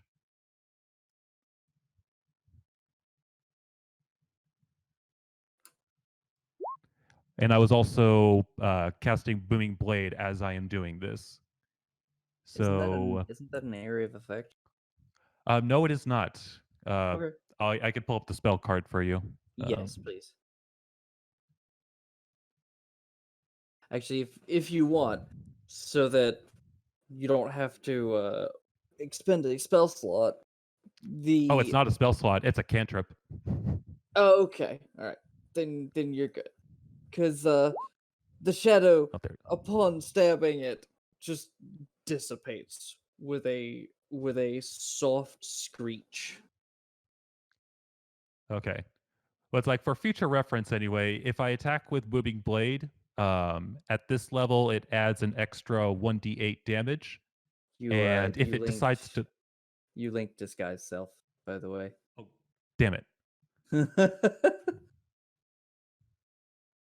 So damn it, it's broken again. I will send the text to you through Discord because I Okay. kept trying to, because I don't have access to it in the compendium, so I tried to make it, but every time I did, Yeah. oh, or what is this? What is this casting for? What's this? Oh, there it is. It was There it putting is, up the okay. box for some reason, even though it's a cantrip. Oh well. The But yeah, so actions to make a melee attack. On a hit, the target suffers the attack's normal effects. Okay. All right. Good to know. right then, yeah, Remington will end his turn there. All right. Jimmy, there's a shadow attacking you. Well, Jimmy doesn't like this shadow. He's gonna take out his rapier and stab at it. Go right ahead. That's a nat 1. Wow, that's 2 nat 1s. That didn't matter You are what. good at this sneaking, that's but a not at double. this stuff. Oh man, if you had advantage on that, oh, I would have taken into account the double ones. Jimmy Okay. passive.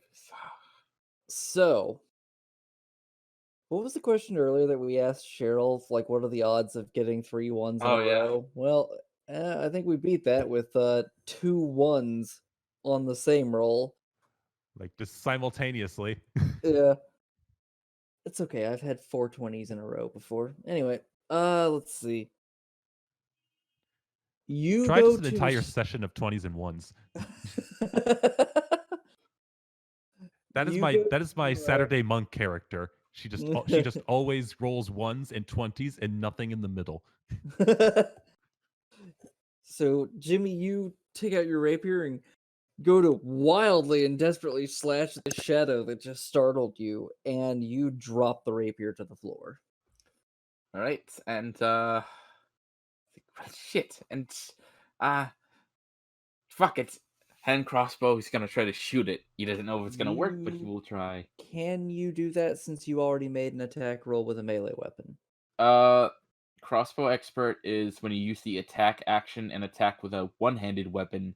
You can use a bonus action to attack with a hand crossbow you were Okay. holding. All right, sounds As good. long as it's one-handed, I can still use the hand crossbow. Yes. That's a nat 20.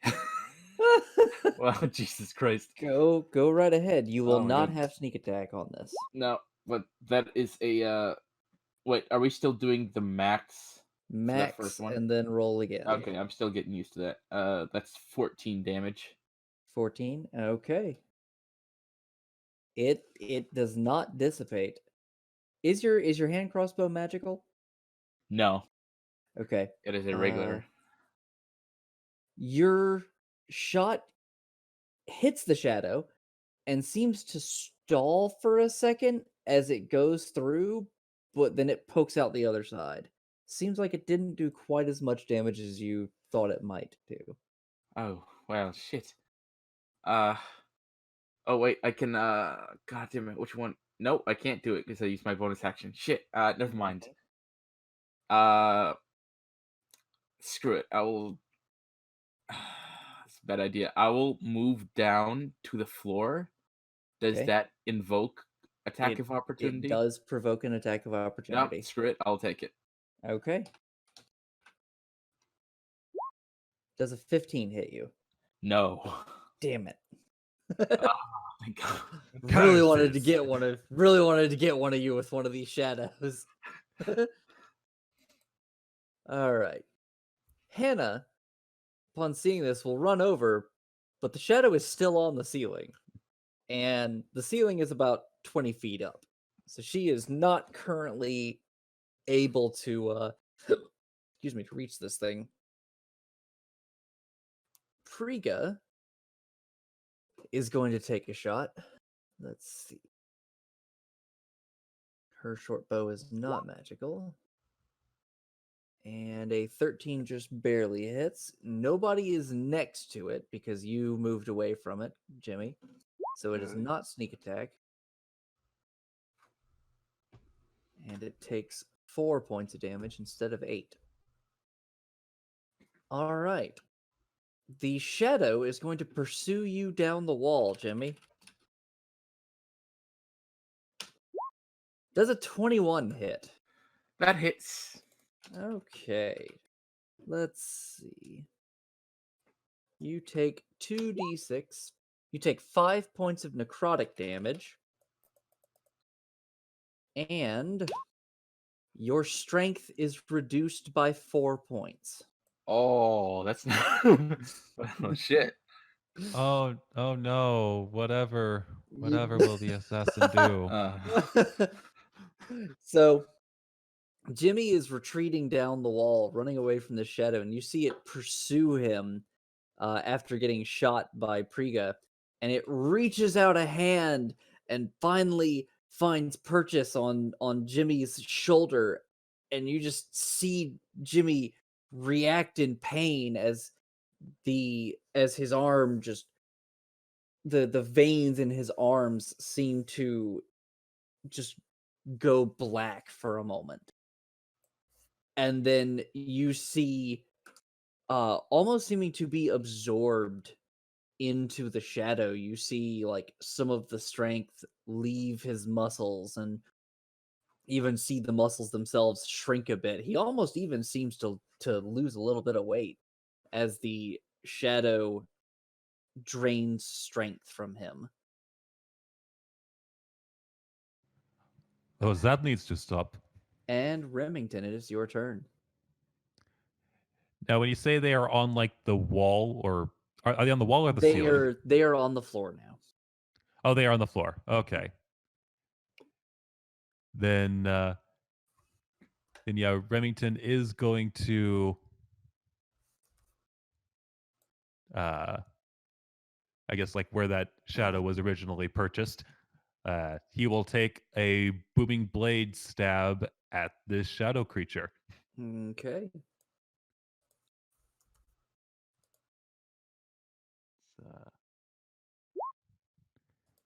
Will 15 hit? Yep. All right. So from the rapier alone, 10. Then since next to an ally, Mhm. sneak attack. And then also booming blade damage. Take only the left. The right is if they move. Okay. Anytime. Yeah, so that it again, Well, but it's weird when people do 2 damage.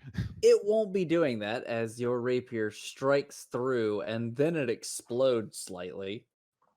And then after the cacophonous sound is over from the booming blade, you don't see a moving shadow there anymore.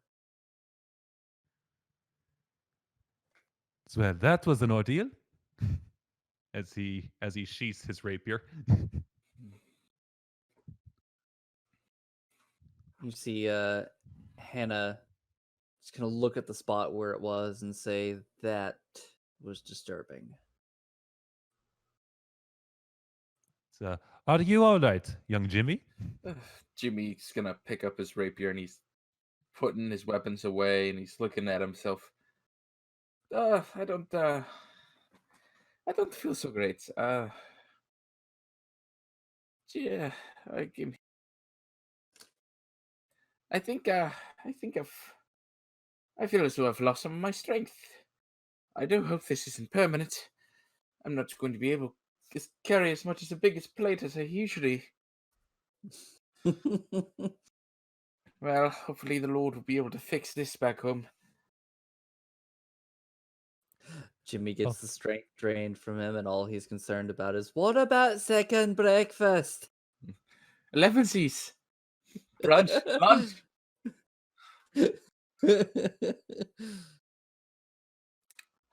If you must know, strength was one of my lowest stats. What No, is it actually, at? it was my lowest stat. It was at an 8. It is now at it's 4. Yup.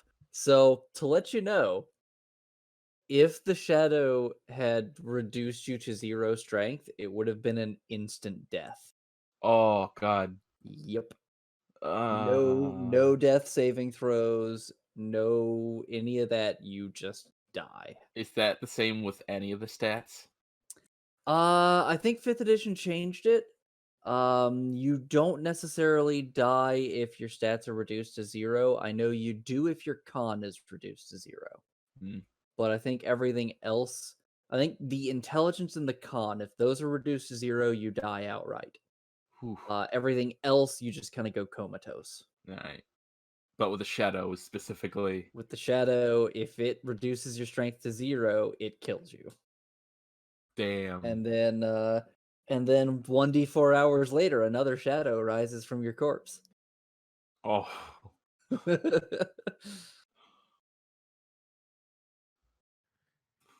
All Well, right. then we should probably get the move on, yeah? Jimmy is yes. I would very much like to move on. I'm not going to go on the ceilings for a bit. And Yes, just to be safe. not to rush anything. We do have about an hour and 45 minutes. We have a fair bit of dungeon to go. So, where are you guys headed? So Remington will go to look at this right door, Okay. and since this place actually is full of traps, like just a brief investigation to see if there's anything wrong with this. A 28. You do not detect any traps on that door. All right, then Remington will open that door and see what is on the other side. Okay, so let's see. Peering through that door, you see a long hallway. And at midsections of the hallway, you see what looks to be carved demon heads adorning the walls. It also looks like the pathway itself splits off into 3 different directions as you go down it.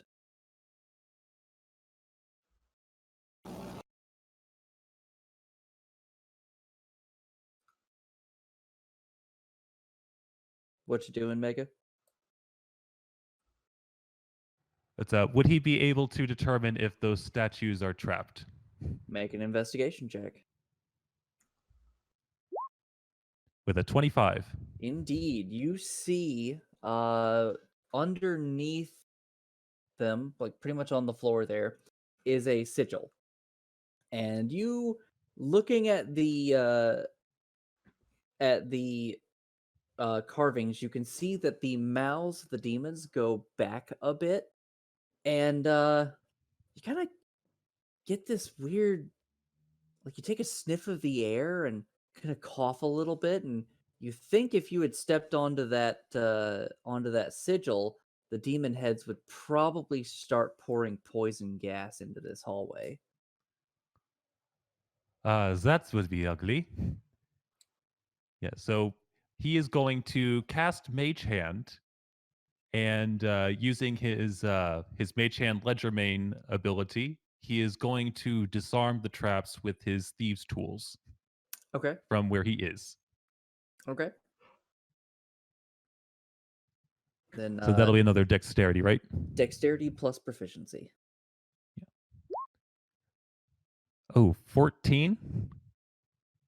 God, that's a lower. Let me see.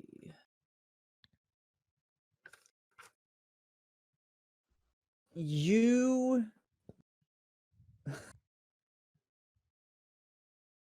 you send your mage hand out with your thieves tools, and it's kind of looking at the symbol, and as you go to attempt to scratch out a part of the glyph where you think it is weakened, you accidentally activate the glyph. You need to make a con save as poison gas starts pouring out of the demon heads. To let you know, uh, I forget if 5th edition has this. I think they do, where if you fail a disarm check by 5 or more, the trap goes off. That's pretty much what happened. Well, that was a nat one. Okay. You take 7 points of poison damage, and the poison gas does not dissipate.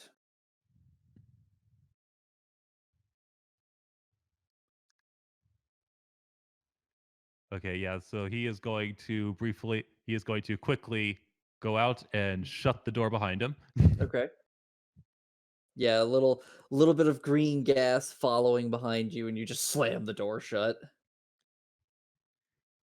So, well, that was not my best work. We are not going through that door. Priga just kind of raises an eyebrow and says, "Messed up, did you?" Look, it's been a while since I've been last on a job like this. If you're gonna do something, do it right. Oh, would you like to go in there and disarm a magical trap? Not while it's currently still going, because Exactly. someone activated it.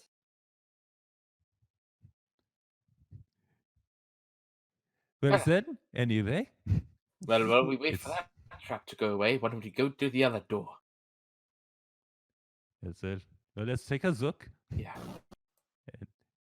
And taking another peek at the boyo. I have to ask Mego, what is that accent? I don't know at this point. I think it's like wandering somewhere between like French, German, and some third thing. Yeah, I like how you're taking the L's and replacing them with Z's. Let's go take a zook.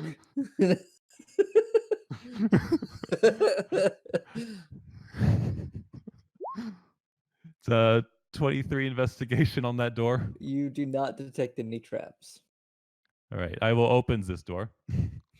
All right. I'm assuming quietly. Yes. Okay.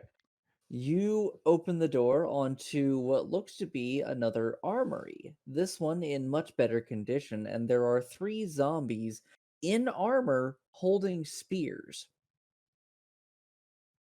They seem to be attempting to put on the armor or finish putting on the armor. But it's he uses message to communicate to Jimmy. We have some zombies trying to put on some armor. Should we ambush them?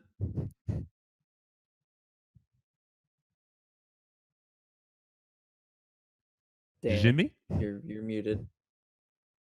Damn, sorry about that. Jimmy forgot to hit the unmute button. Yes, I'll come up and in my mind I speak. Don't worry, I'll come up and maybe I can take out a couple of them before we even begin the fight. I'll come up right now as soon as I click my token. There we go. What's a token? Don't worry about it. Hold on. Let me just check the range to make sure I'm. Oh, fuck. Okay, hold on. One more. Into the doorway. There we go. Make a stealth check. Stealth check. All right, I should probably put that hood back up at some point. That's a 26. Never mind about that hood. Okay, you're good. You did not make a bunch of clattering as you squeezed past your ally. Thank God for that. Now, I will take the two-hand crossbow approach. First at the closest one to me to the right. I've gone into nature documentary mode. Don't worry about it. That will be a 22 to hit. You see this zombie before me? I'm gonna suck it a right good one, you see? It's a real beauty, it He's a is. real beauty, right? I'm gonna piss him off by putting my finger on its bum. What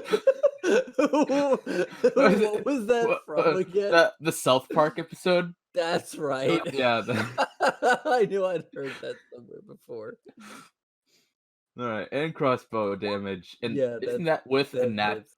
Yeah, Isn't that automatic that's- critical? That's assassin. Yep. So that's 20 on its own. That's sneak attack. So that's 30, 51. That's 71 damage on that first Just zombie. it dies. The second It shot just will be at dies. this one here. Hand crossbow. That's a soft 20. Yep, that hits. That wow, Jesus. That is max damage. That's 22. And not so great, but let's see, 30, 42, It 42, dies. 60. Yeah, okay, that's dead. All There we right. go. Remington, were you taking a shot as well? Yeah, he will also take a shot with his own crossbow. Finish it off. 14. Yep, that hits. Yeah, That's right. You're so not the- you're not an assassin. No, I am not. But it was not aware of you, so you did have advantage. So Well, maybe I should. roll again. Let's see if you get a crit. Where'd my mouse go? Aw, No, just a soft soft 20. 20. Well, still there's still sneak attack. So then 24 damage. Okay. Give me just a moment. I don't think it's gonna be able to beat a DC of 29, but nope. Okay. It just dies. You guys there are a number of just action movie sequences. You guys just basically just like SWAT teamed this. Ugh. Just like stack up against the door. All right, breach. Tink tink tink. They're just all dead. Imagine how much good. longer it would be if we weren't like 3/4 rogues. Yeah. I gotta admit, I That's did the- not expect it to take like an hour and a half to go through the fort. To be fair, we thought maybe I thought it was part of the map. So No. I expected you guys to investigate. I wanted you to. I just didn't think about how many rooms I had in that place originally and how much was there. So I was like, huh, I underestimated how much time this was gonna take. Okay, so you're in the armory. Mhm. Yeah, so since he doesn't really know if there are any since he doesn't even know if there's like a way to like uh enter through that other hallway that was being filled with poison, he is going to search this room to see if there are any secret entrances. Okay. Go right ahead. So he has advantage, but I'm pretty sure a 25 will probably do it. You don't see any secret passages. However, checking through the room, you do note that these weapons are all in very good condition. You also are actually able to find a ruby, stashed amongst one of the racks. Hello, little one. And he pockets the ruby. Okay. Jimmy would like to check to see if there are any possibly magic weapons or anything else in this room. Uh, yeah. Make an investigation check. That is a 13. You go over each of the weapons on the rack and you're just kind of inspecting them, and no, you're pretty certain none of these are magic. Oh well, worth a shot. The most magical thing in this room was you, Jimmy. I know my ability to breach and clear without anyone noticing I'm there. That's why I'm the enforcer. Well, it does not seem that there is any way for us to advance in here, and there are no other doors as far as we can tell. So perhaps we should try to see if the trap has dissipated. Hopefully, let's go check. Yeah, so going over opens the door again. Okay, I'm gonna say that definitely more than a minute passed for the investigation, and yes, you open the door and the gas has dissipated. Now, before he even walks through the damn door, uh, like, does it appear that the traps will try to activate again? You can see the sigil; it is still glowing. I'm going You to try see, this again. You see Priga step forward and says, "Are you sure you don't want me to?" So at the very least, I can do it from a distance. If you fail, well, you will hurt Well, yourself. Well, I'll just have to not fail then, won't I? But then after you. She'll step forward, and let's see.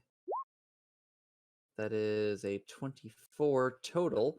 Yep, she goes forward, inspects the sigil a bit, and scratches out a line on it, and it fizzles out, and nothing else happens. She just turns around and says, "Done." He scoffs at that. So he will advance into the room, and would he see yet another sigil between the other two statues? No, you do not. Okay, very good. Well, there is a door ahead of us, to the left and to the right. Do you have a Just, do you have a does preference? you, Now I'm does just you. putting a bunch of Z's everywhere. It's like saying use. Hey, Oh, use. hey, Use- you guys! Hey, use guys. Does you gonna do anything?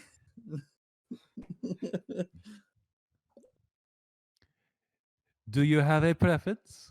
I have a preference of going through this whole thing and getting the fuck out. I mean, we all would like to do that. So he will advance to the door directly in front, Okay. and I think it's standard at this point. But because the thing is, I don't trust you, Miyoko. I learned from our last one. What? No, I'm trustworthy. You do not detect any traps on that door. So he will quietly open it. Okay, and you see that. You see this hallway leading to an ornate pair of double doors.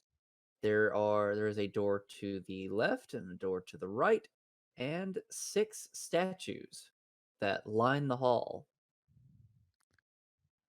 Oh, great! More statues. I don't know what you're talking about, Mega.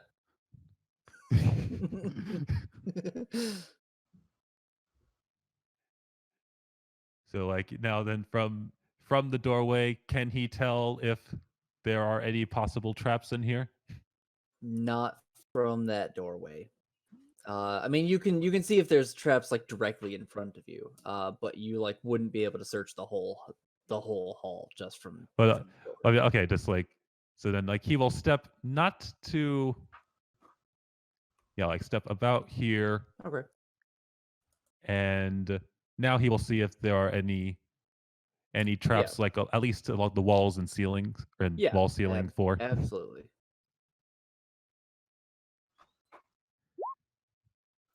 15. You do not spy any traps. I don't see a trap, but we should be cautious. Makes sense. Actually, So- Morgana, Meow. would you kindly walk through the hallway? Meow. And the cat proceeds down the hall. And as it reaches about right there, it takes a step and a sigil flares up. You don't see anything happen immediately. And then the statues begin moving. Yes, No. of course. Play the sound. Play the sound, game. Oh, I'm hearing it. I thought I didn't Are know you what that hearing was it? at first. Yeah, I heard it. I didn't know what I'm that was not. at first. I'm not hearing it at all. Hold on. Did the stream hear it? Hold on. Let me turn on sound for the stream real quick so I can test this. What the fuck? Yeah, there's like a lag, so it's still reaching up to it. Hold on, it's coming up.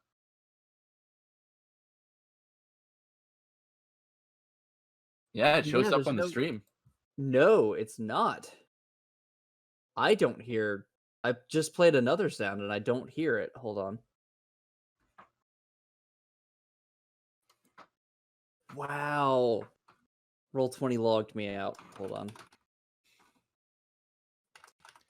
Quick, guys, the DM's not here. Let's explore everything. Motherfuckers, I'll kill you all. Like, of course, I wasted like all of my good investigation checks. You know, I I mean, actually, they're not bad checks. It's just the DC is higher. I may have taken a screenshot of my 2 nat 1s and then the immediate nat 20 so I can show Cheryl later. Okay, let's see if I can get the sound to work on my end now. I'm gonna activate sound on the stream, so give me just a moment.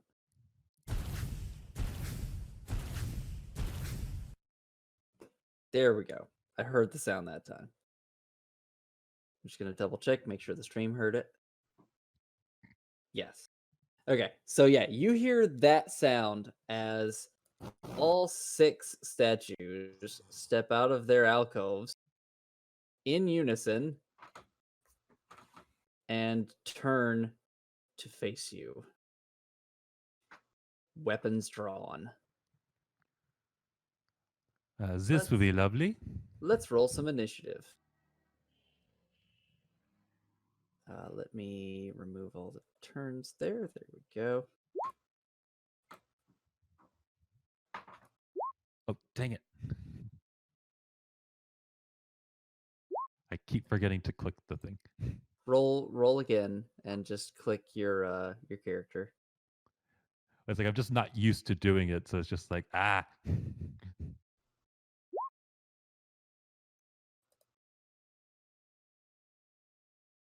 And for the things, give me just a moment. I gotta find the right page here. Hags, griffins, golarms.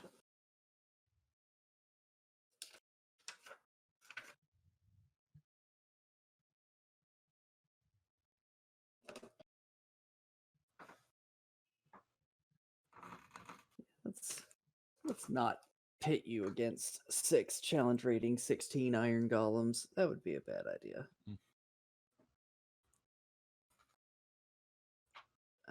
Let's see.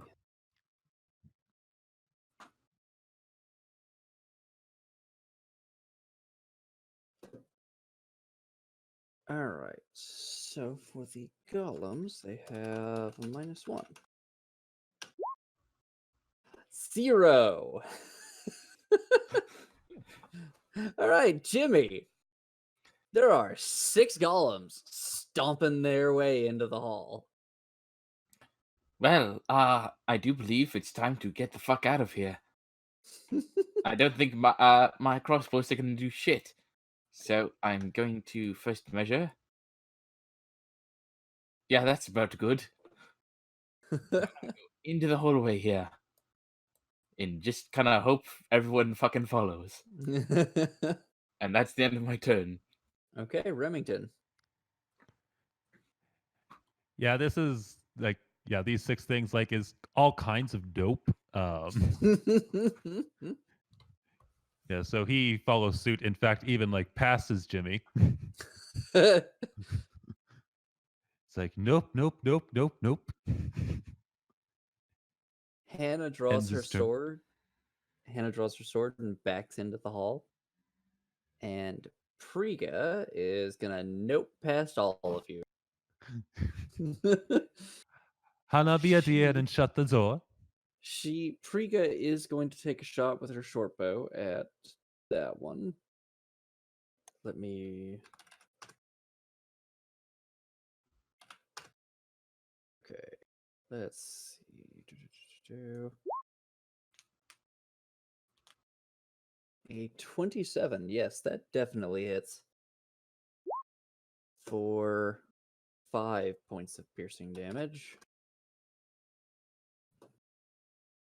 All right, and it is the golems' turns as they all begin marching towards you.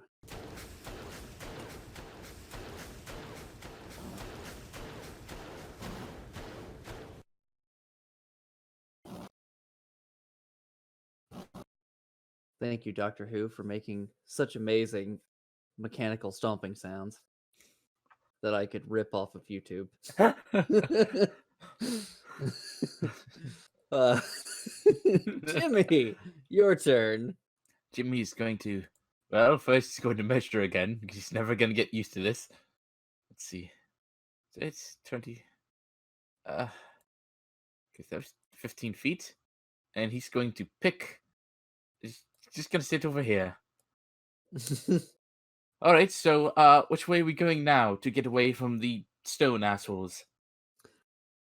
And that's the end of his turn. Frigga just says, "Are we going out?" And Remington. So where's it's a Hana do be a dear and shut the door when you are able. And since he will move over to the I'm not using the correct thing, I think. Oh, no, I'm sitting right here. I keep thinking that's not a different token. Like he goes, oh, because like they're kind of the same color, but not really. And Yeah. he will use his action to investigate this door. Okay, roll an investigation check. 17. You do not detect any traps. All right. Would it be an extra action to open the door? I'd say it's a bonus action to just to quietly open the door is an action. To just throw it open is a bonus action. Well, he notices how slow they were, and he wants to do things quietly, so he will end his turn at that. Okay.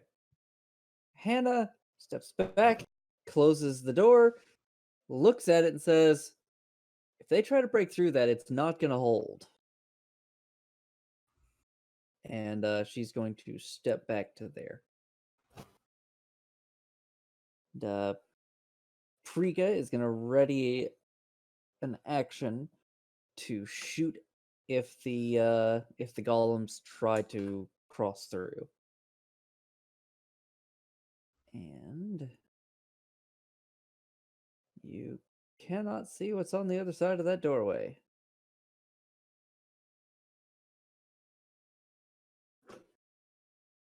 So, you all quietly, hold on, you all hear a little bit muffled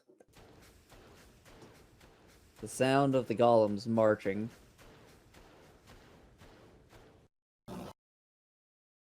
But you do not hear any banging on the door. Jimmy. Jimmy is going to. Well, he's going to be very stupid, and he's going to start moving over there very quietly, stealthily if he Okay. can. Okay. You can get there stealthily. Okay, and he's going to just radiant action to shoot a hand crossbow if the door opens. Okay. Remington. Remington is going to stealthily open the door in front of him. Okay. Make a stealth check. The-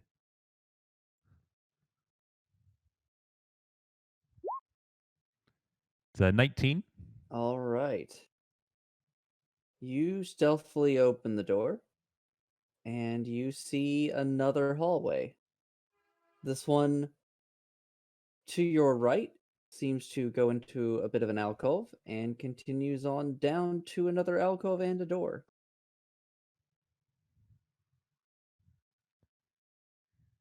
It's he. I wonder why they are not following. The golems, he means. He hasn't Mm, heard anything. yeah. Like he will briefly move his way back and peek around the corner to see what happens, Okay. and then he will end his turn there. All right. Hannah readies, comes up behind Jimmy, ready to pull him back if anything happens. Priga continues readying in action. You all, once again, a little more quietly than before, hear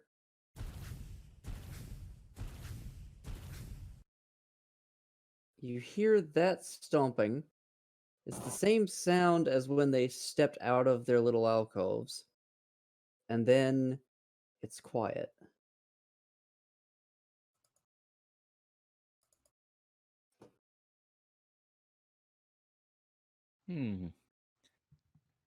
Well, I'm going to do something very stupid. And he puts away the hand crossbow. And he's going to pop up the hood of the elven cloak. I'll be right back, hopefully. And he will stealth his way to very carefully open the door. Okay. Very Make a stealth check. stealth. And stealth. That's a 26. I need. I have advantage. Yeah, no, that's 26. No matter what. Okay. You open the door, peer into the hallway, and it looks like the statues have returned to their positions. Peeking through, I look back to the group as they're back on the little pedestals. We're safe. For now. It seems the trap has reset. Or at the very least, it doesn't seem to follow beyond a certain point. Well, should we try to disarm the trap and advance to the door? Or would you like to come through this door that I have unlocked or opened? I will There is say, a doorway over to there. when the sigil flared up, when Morgana stepped over it, you would note that that sigil was significantly more complicated than the sigil for the demon heads. Oh, well, we could try to disarm that one, although it may be difficult. I have an idea. I know I wouldn't do it before, but let me try it again. And Jimmy is gonna. How high is the ceiling? The ceiling is about 10 feet up. Jimmy will go up onto the ceiling, and he's gonna try to walk across. Like he's gonna get to here on the ceiling, and then very carefully and slowly kind of tiptoe his way across on the ceiling in front. As soon as you pass over where that sigil was, it flares up, and the statues activate, and one of them is going to take a stab at you.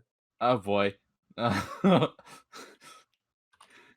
Let's see.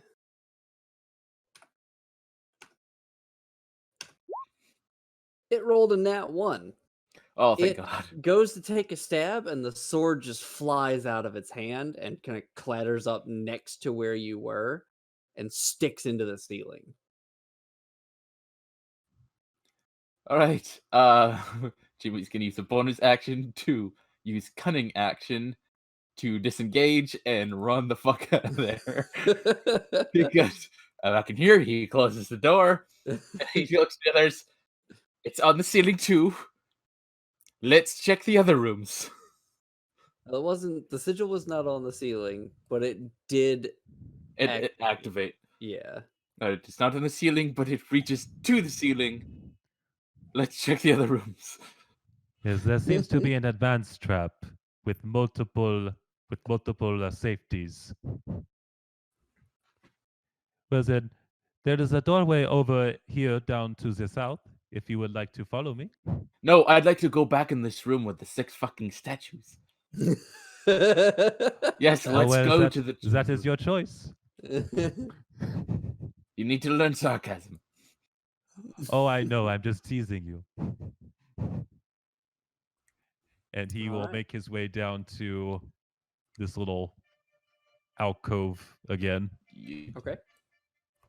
You step into the hallway.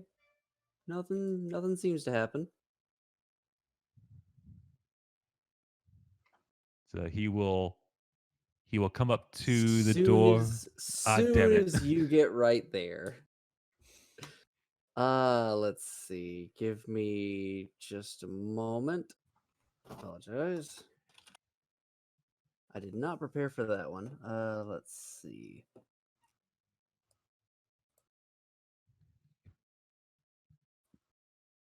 That's not what I wanted to do. A fire starts and then it shoots a beam of acid. No. You see multiple fires start up. Jimmy, a fire appears directly in front of you. Jimmy does not step into the fire because he knows better than that. I was like, what was your name? Remington? Fucking run. From where you are, Remington, the alcove over here, you can see that 3 sigils have lit up. Oh, this one has 3 sigils. Gorgeous.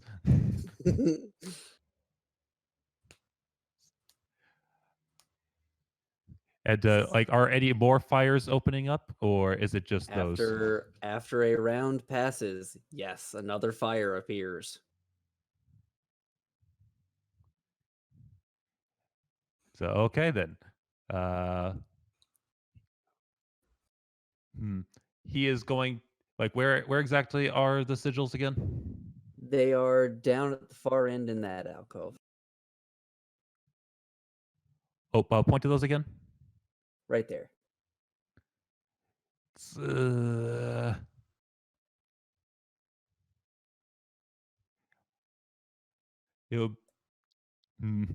Yeah, he is going to. Yeah, he's going to try to make his way. You know what? Through the door. Okay. If he can. You step in front of the door and find that it is locked. And another 6 seconds pass and another flame. All right, then he is going to use his action to thieves' tools, try to unlock the door. Okay. Hopefully, this is not 26. Oh, no, that's. Oh, fuck. Right. I keep forgetting the window. I wish the window would go someplace more convenient. 17. You fiddle with the door. Just you're a little sweaty. It's really hot in this room, and you drop one of your picks, and another flame appears on top of you. Make a deck save.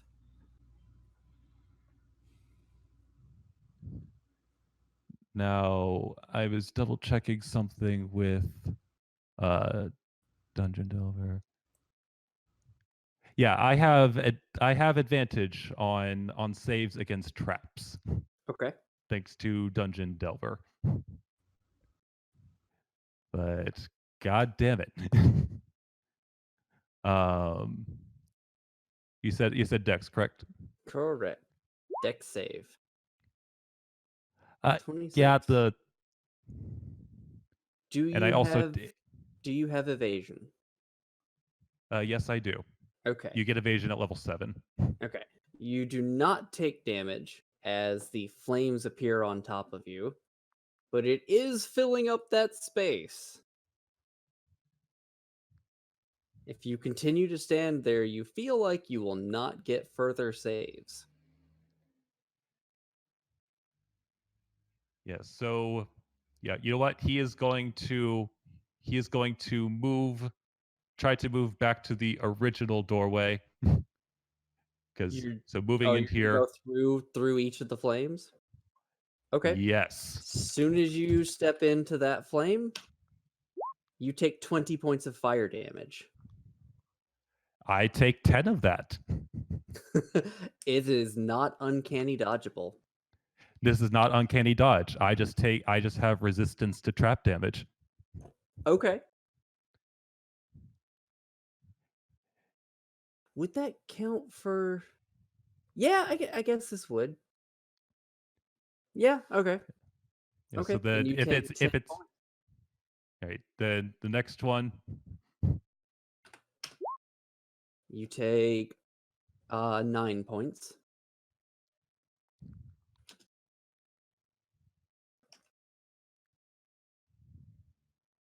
And then the next one, and the fires as you're moving through continue on to fill the hall.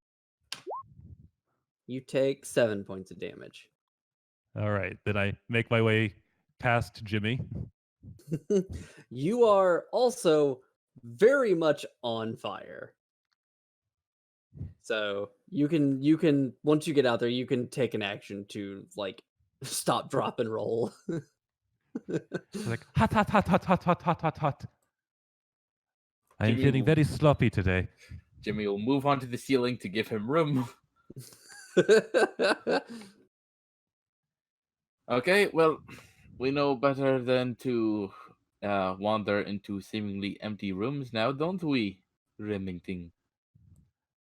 I'm sloppy. There are not exactly many dungeons over back in the open the fortresses. Well, back home I had to. Well, do you know what? Screw it. Let's just go through the rest of this. I'm going up north. Well, back home, I had to tread through 5 dungeons every day, uphill. Jimmy would go up top, not even waiting for Remington to be off fire. Okay. And he's not even gonna check for traps. He's just gonna very stealthily open the door. Okay. Nothing happens, but make a stealth check. Oh, that's a 24. Okay. There are 2 skeletons in this room lying on the ground.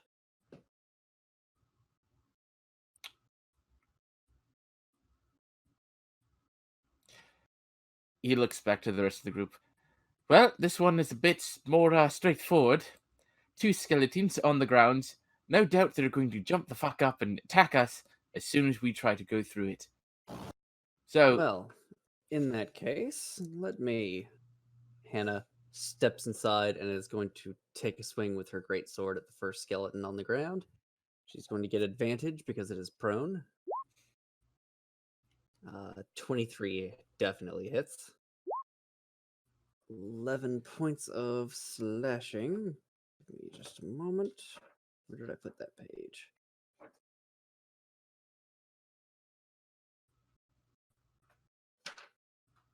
There it is.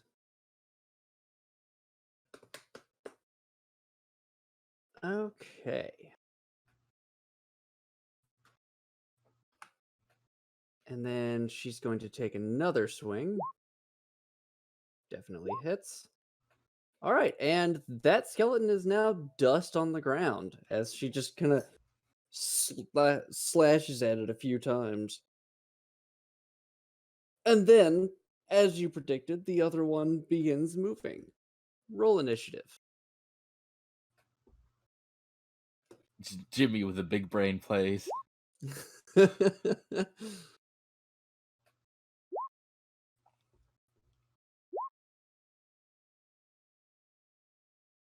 Remember to click your token before rolling initiative, Mega.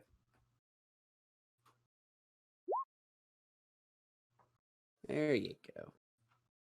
All right, let's see. Add the skeleton.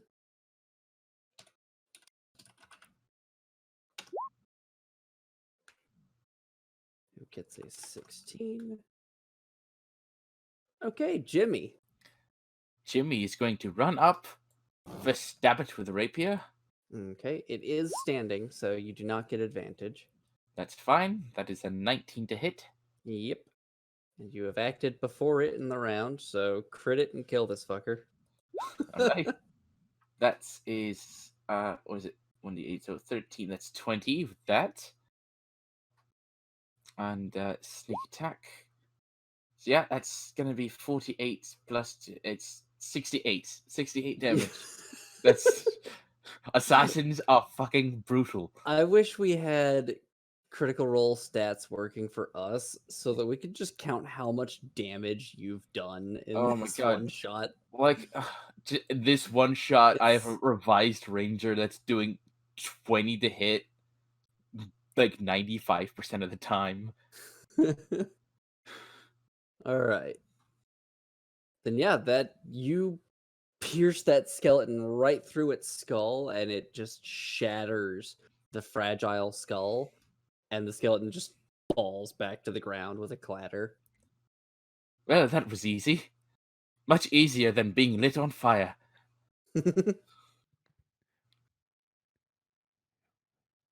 I suppose I'll Well, go if to it the is- next door. Oh, come on, Remeding. I'm just going to open this door for you. Oh, wait, I am.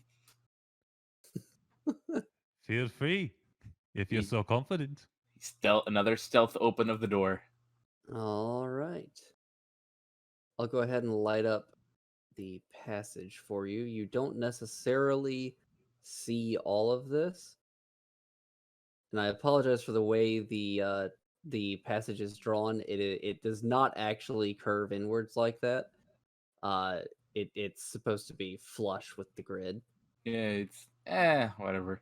Yeah, I just decided to hand draw it instead of using the polygon tool to actually match it to the grid like I should have. When But yeah. Jimmy walks into here stealthily, is this a wall? Yes, Like- that is a wall. Let's say wall. Okay. Yes. Yeah, it goes all the way around. All the way around. All right, this looks ominous. Everyone, be careful. And Jimmy is just gonna start walking Well, to the right. I will certainly be more careful than someone's cat, Priga says. Hez, you do not talk about my friends that way.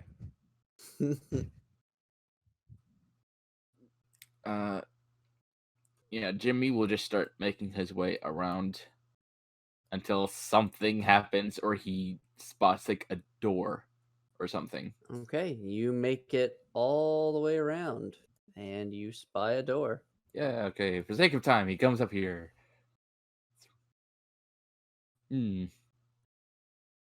All right. Well, one more time. Do you know what? Fuck it. Let's investigate this door. See if there's anything off with it. That is an 11.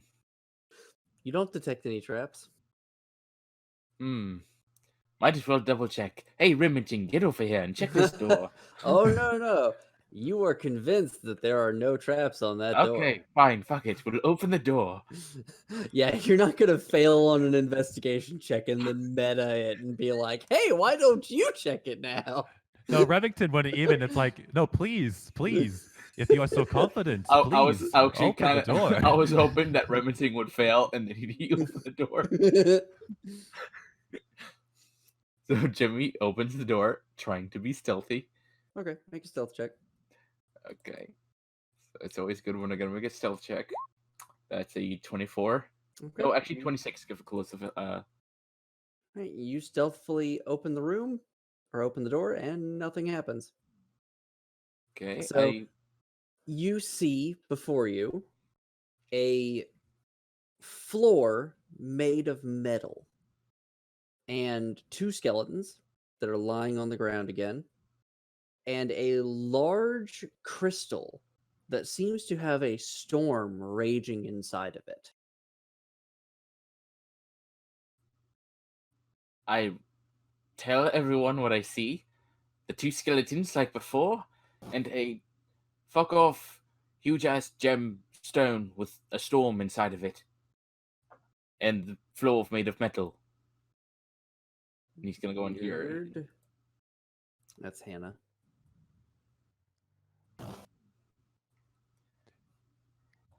Uh, So Somehow I believe that is not a good combination to immediately walk onto the floor. No, I will. Wait, hold on. Is the ceiling or walls made of metal? they are. Fuck. Okay. Step away from the door, please. Fine. All right. Go ahead and take care of it. Yeah. So would he be able to tell from here, like, if there's something like on the orb itself that maybe he can manipulate? Just remember, it's not an orb. It is a crystal that comes up Oh, excuse from me, the crystal. ground. Yeah. It is a large crystal. It is a 10-foot tall crystal. But you were wanting to know what again? I was wanting to know if there's any aspect of the crystal that looks like it could be manipulated in order to prevent any unwanted consequences. Make a perception check.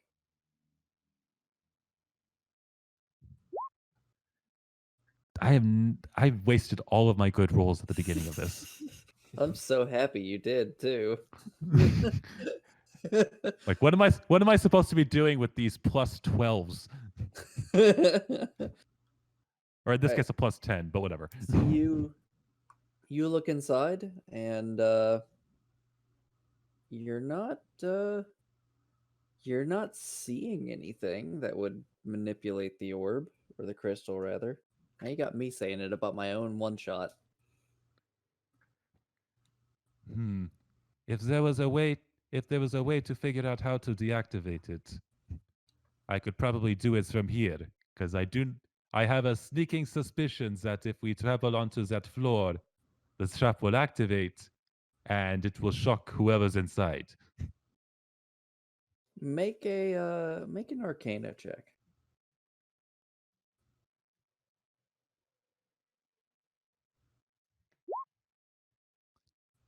23. You do not see some way of manipulating the crystal. You do, however, see what looks like a line going from the tip of the crystal, which just barely touches the ceiling, and it goes back through the wall behind it. And you get some feeling that this might be connected to the statues.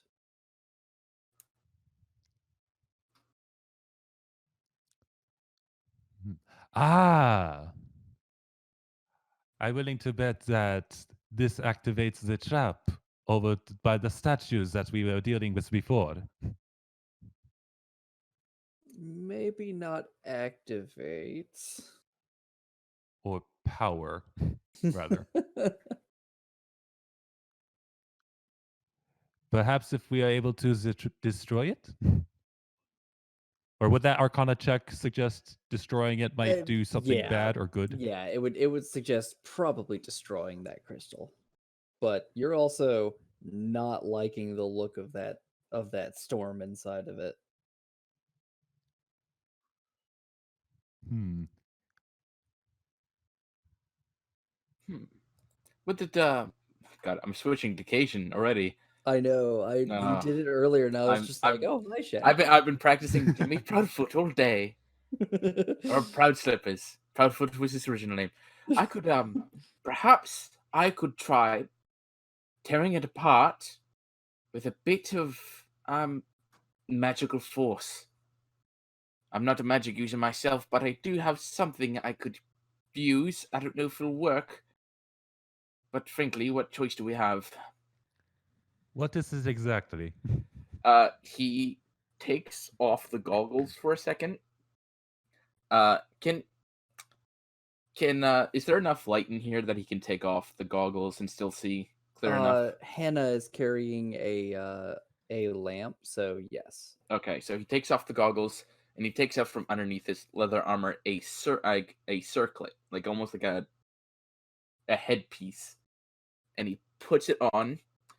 This allows me to use one spell a day, but even though I don't use magic myself, it's I believe it was called a circlet of blasting. If I might squeeze it here, excuse me, wrong button. There we go. Make a squeeze check. No, I'm Squeeze just check. kidding. And I'm just going to. No, that was last Tuesday. Oh. Oh. Wait, is this floor metal, like right in the doorway? No, that's Okay. that's stone. Great, perfect. Okay, let me try something. Except for the bit your toe is on. No, I'm just kidding. He's going to extend out a hand and use this circlet of blasting to cast Scorching Ray onto the crystal. I have it down here. Crystal Scorching Ray. Of course, there we go. I think it gives you Three three. rays of fire. Okay, so you make a ranged attack for each ray. Okay, did I put those on here? No, I did not. Of course I didn't. So, and I think it was an attack of the circlet of blasting has a certain thing to it. Oh, that's right. It gives me a +5 for an attack bonus. That's where I knew that came from. Okay. D20 +5. That's a nat 20 for the first one. Because I forgot to add Scorching Ray to my attack list. It's 20 for that one. And a 13 for the last one. I know I did add Scorching Ray. I was looking at the wrong list. Never mind. Okay. Well, already done. Well, so 25, 24, and 13. Yeah, all three of those rays blast into the crystal, just taking chunks out of it. And you quickly see cracks form all across the crystal, and it shatters in an explosion. The metal walls are immediately wreathed in lightning, and the two skeletons are pretty much blasted into dust almost immediately. That would have been a very bad idea. Well, in this case, a very good idea. And he takes off the circlet, puts it back, and puts on the goggles again. So, to let you know, had you stood in that room, you would have taken 33 points of lightning damage. Ooh, well, yeah, that would have been a third of my health. That would not have been great. Well, perhaps we should try that main room again, shall we? Yes, we might actually make some progress this time. And Jimmy teleports down over to the door. Because I thought I was the arcane trickster. Because Jimmy's just that fucking good. Why am I even here? Vala teleports, and Prika teleports as well. And Remington steps on the crystal and dies. Everyone knows the teleport spell. Except for me. Okay, you're at the door. Jimmy will open the door and just go right in. Not even stealthing. Okay. You And- see that one of the statues has been destroyed. Not just powered down, there are just shards of it across the room. Well, turns to the rest of the group. Good news and bad news. One of them is destroyed. The rest, not so much. If you want me to, I could do the check thing again. Well, just to be safe. Make an intelligence check. Oh, thank God. Intelligence. That's a soft 20. You get the feeling the trap is not powered down. That Okay. destroying that crystal just destroyed one of the statues. Well, there's hypothesis, What and are then there's fact checking. With that soft 20 as well, you get the feeling one of those crystals might be on the other side of that wall of fire. Oh boy. So you cross the threshold? I crossed the threshold. Okay, you cross the threshold and note that the sword is not in the ceiling anymore as it comes swinging down at your head Oh fuck. and misses you with a 12. Thank God. It slams into the ground beside you, and the statues begin moving. This one takes a step out and takes a swing. And rolls another 12. And I will disengage and run the fuck out. So, good news and bad news. As you slam the door shut behind Yeah. you. Well, this is the most high risk, high reward character I've ever made. And it's mostly high reward. So, they're still powered, and I've got a feeling we've got to go through fire to undo the other one. Remington, you want to try that one again? Well, I guess they're going to see if the trap is still activated. You walk into a wall of heat. It's still activated. Now, he does now 2 questions. He does remember where the sigils were, correct? Mm-hmm. And are the flames navigable? Nope. If you walk through, As you're in- gonna as- get burned. Oh, not walking. As in, would anything small be able to go under or over them? Nope. Not even that. Nope. Just They are giant- filling the space. Hmm.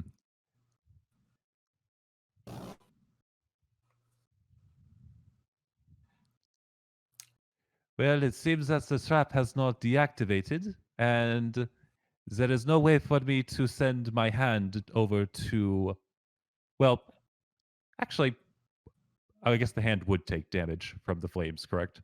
The hand does not have stats, and I do not think can be damaged. It can be dispelled, but not damaged. Well, in that case.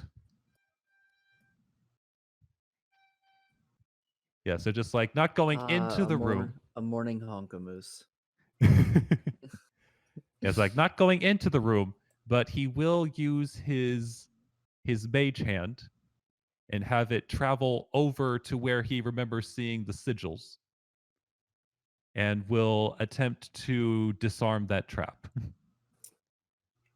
Make an intelligence check. Actually, make an arcana check.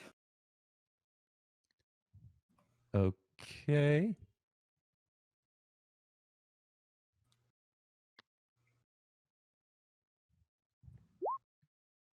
That'll be a 19. So you didn't get a good look at the sigils because you didn't go to inspect them or even really spare them a glance. But you figure that this is not simply something to disarm. The fact that there were 3 sigils there, and judging from the brief look you had at them, You have a feeling that this is a bit of a puzzle. Possibly one of these sigils retracts the flames. The other two, you don't know what they do. And you don't know which one is which. So, well, it appears that this might be a lost cause. So, I am not sure how to deactivate the trap without looking at the sigils. Well, wait a second. I think we've been doing the statue room all wrong. Because there are two doors we keep not going into. I was wondering when you were going to think about that. Oh, wait, those are doors? Yes, those are doors. For some reason, I thought they were statues. No, those are doors. Well, if you want, you okay. can. If you want, you can stay here, and I'll go check the door that might lead this way. I'll be right back. He's going back to the statue room. Uh-huh. I'm not even hiding it from view at this point. No. Just you know what happens. He's gonna open this door. Not even gonna. He's gonna stealth it, but he's not gonna Okay. check for traps. Okay. Stealth check. Stealth check. And he's still got that hood up. So thankfully, that's a nat 20. The 33. Okay, 33. Very nice. All right. Okay. You see a hall in front of you. Seems to exit upon possibly another chamber. All right, let's go down to the mouth of the chamber and look in. You see two ogre zombies standing guard. Both have these wicked looking metal maces, spiked metal maces in their hands. Well, it's safe to say there's something valuable in there. It may also be connected to one of. This is message, by the way. It's like, yes, they might be connected to the other statues. True enough. Shall we say, have a little go and kill us some zombies? Let's. All right, just like last time, breaching clear. He's gonna move back here. Wait, I'm still in range, aren't I? Oh yeah. Yeah. You're in Okay. range of both of Still them. in- Awesome. All right. So the topmost one is gonna do the 2 crossbow trick. Priga is going to roll in as well. All right. First hand crossbow. Yeet. Wait, do I get advantage because it's Yep, stealth because they are attack? not aware of you, and they have not acted yet. Perfect. That is a 25 to hit. That hits. Right, that is a total. It's It's oh, goddamn hiccups. 11, 17. That is an automatic crit. That's 17 with that. And that's 17 on top of, let's see, 48 plus 17. That's 65 for the first attack.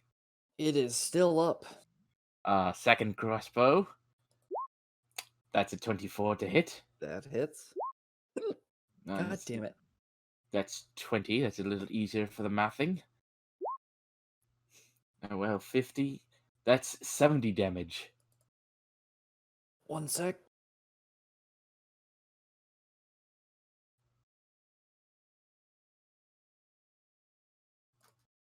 Jesus Christ, Samwise. You little monster. All right. Priga is going to take. God fucking. I hate these hiccups so bad. She's going to take a shot with her crossbow. It is advantage because it is unaware of her. And of course, she gets a crit.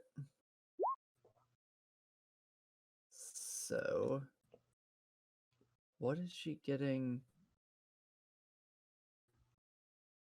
Why is it 7 plus? What is the One. extra d6 for? Remember, the plus is just like in response to a crit. No. Is it? Yeah, it's Yeah, the short okay, bow. so is it's- Yeah, one yeah. hit. It normally automatically adds that +6 if Okay. you Yeah. do get the Okay. crit.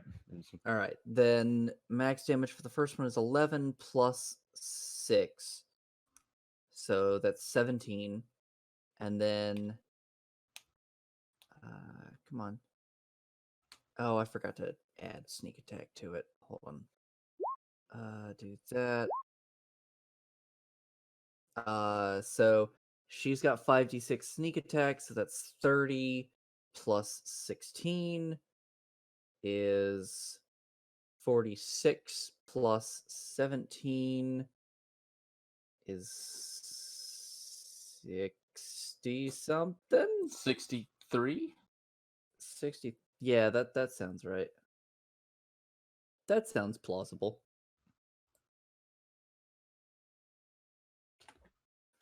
She does not have an extra attack though, so Remington. I'm assuming you were gonna try and get a shot. Yes, you would be absolutely correct. Do it. It's I guess unaware of me just in case it crits. No, but 28 hits. And you do all get the right. sneak So attack. then, mhm.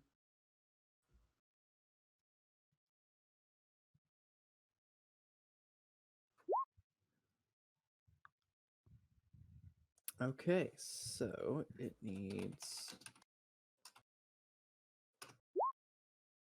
All right, and it falls dead. Look at us. We are a team. 3 and rows. Hannah's just here like, why am I even here? She holds the light. Yeah, she just comes forward with the lamp, just looks at the dead ogres, and it's just like, why? What? She's like the kid that takes part in the group activity but does nothing but still gets the full grid. So mean. I was that kid. I think the main difference here is just like she doesn't even have a choice in not doing anything. She kind of had to force herself into the other room to be able to do anything. She's told, okay, there are 2 zombie ogres. As soon as he takes the steps in, they're like already dead. It's All like right. finally, it's my time. Oh. And I'm gonna do another stealth open of this door. Okay. Stealth check. Stealth check. 29. 29. All right. You see it'll light up once again the whole hallway, but you don't necessarily immediately see all of Oh, it. fuck off. So yeah. So there is a bit of a long curved hallway there. All right. You all right there, buddy? All right, just more doors. Man, I sure like me some doors.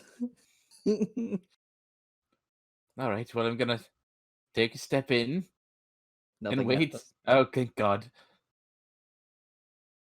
Don't say that just yet. Remember the wall of flame room didn't immediately activate too. Oh, thank good. How many potions do I have? Oh yeah, a fuck ton.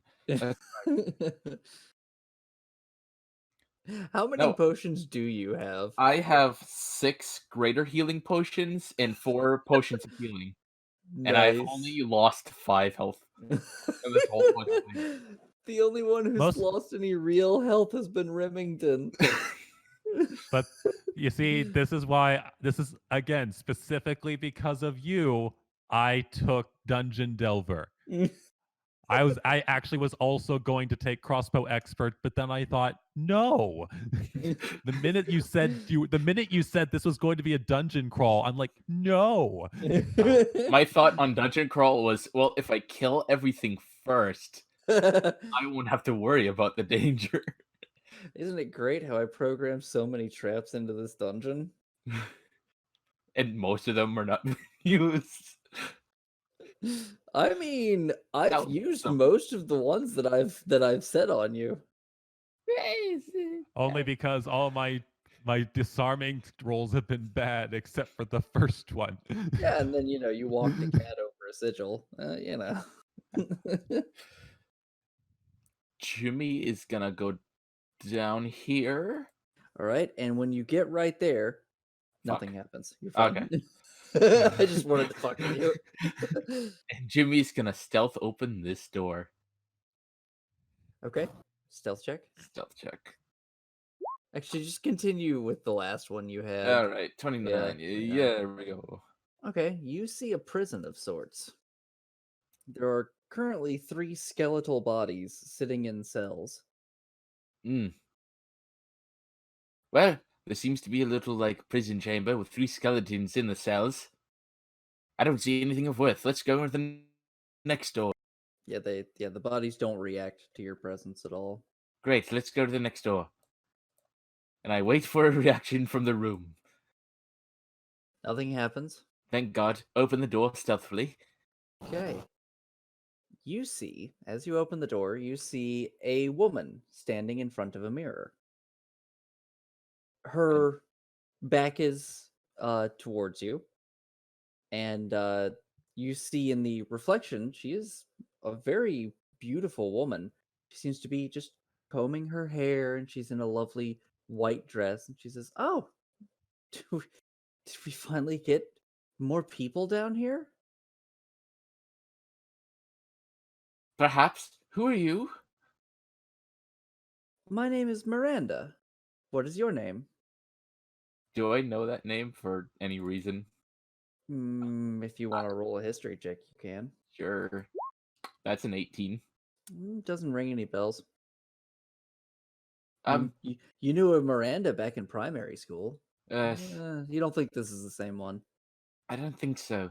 She was an orc. No, No, wait, no, she not wasn't. an orc. She was like an orc. She was like yeah, we yeah. called her an orc There because are she was no, there are no orcs or half orcs in this world. no, I was like, no, we called her an orc because she was such a bitch. Wow. Excuse me. I'll be right back. Sorry to disturb you. He's gonna Oh slowly no, close the no, door. no! Please stay. And she turns. Oh fuck. Give me just a moment. And you see that. She says, "No, I insist. Stay." And roll initiative. Fuck. God damn. Let me clear I'm the getting bad turns real quick. flashbacks. What? I was No. like, oh no, Jimmy has run into a banshee. Alright, time to down this bitch before anyone else can do anything. You think you're gonna down this bitch? You are Miranda from primary school.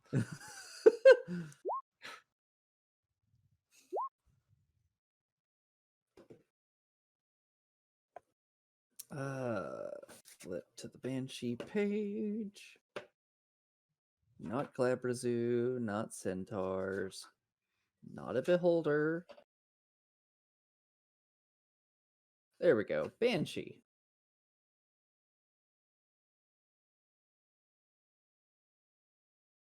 Let's see. D20 plus 2. Ah, 4. Should I give her the surprise round? No, you were prepared. Remington, 21, go. Yeah, so he can't trust this. Well, obviously can't trust this.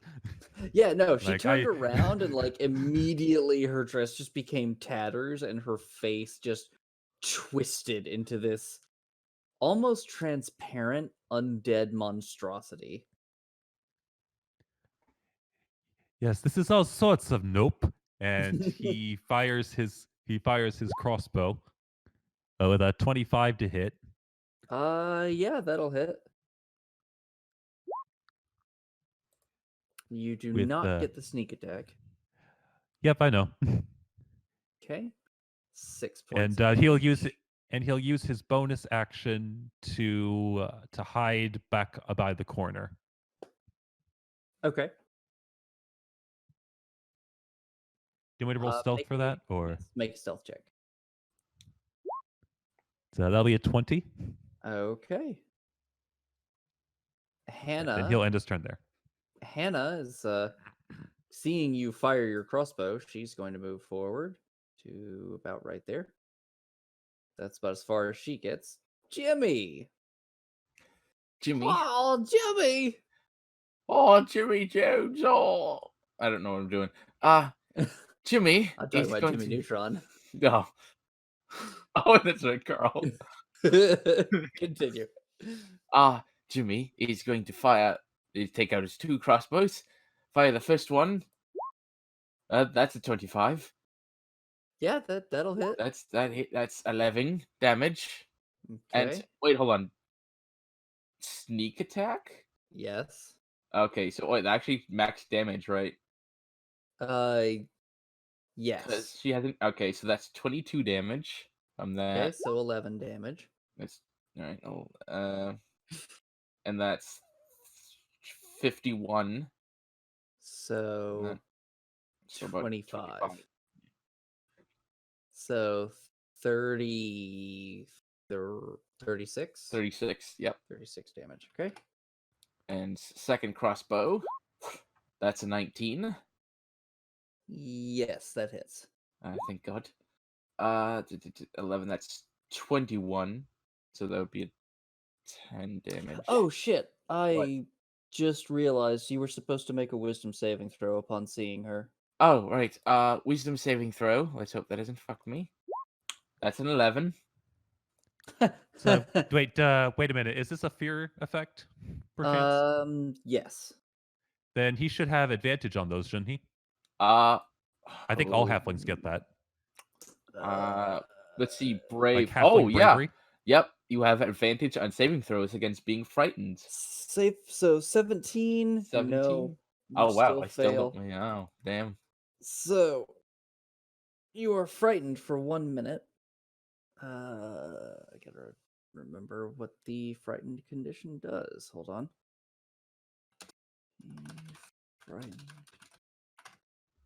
Frightened condition. Because fuck trying to get the book when I can just type it in. Let's see. Frightened. You have disadvantage on ability checks and attack rolls while the source of your fear is within line of sight, and you cannot willingly move closer to it. Okay.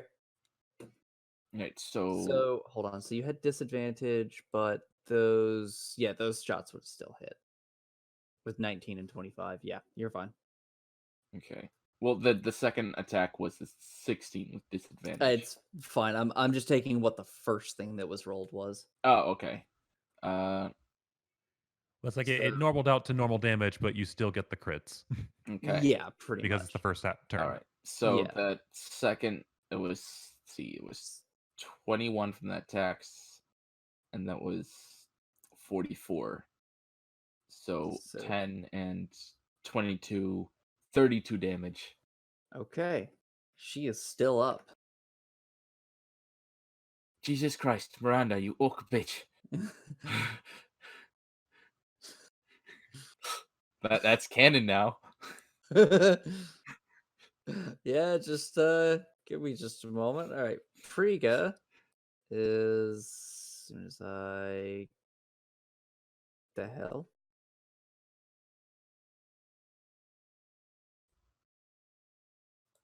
That's weird. Am I on the right layer? That's weird. Roll 20 just messed up something hard. Okay, Priga's right there. All right. And it's the Banshee's turn. Guess what, everybody? Constitution saving throw. As she begins wailing.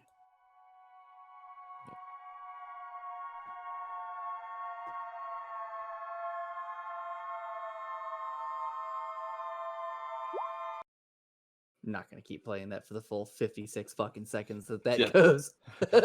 Yeah. 24. So Actually, that's a nat Frigga- 20. Yeah. Yep.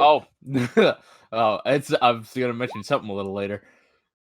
Constitution saving throw. Constitution saving. That's 14. Okay. Priga and Jimmy both immediately drop to 0 hit points. Oh. You are dying as this wail just pierced your soul. Oh, that's bitch. And through the wail in the back of your mind, you just hear, "What did you call me?" And like as he's like dying, he's like, "Orc, bitch."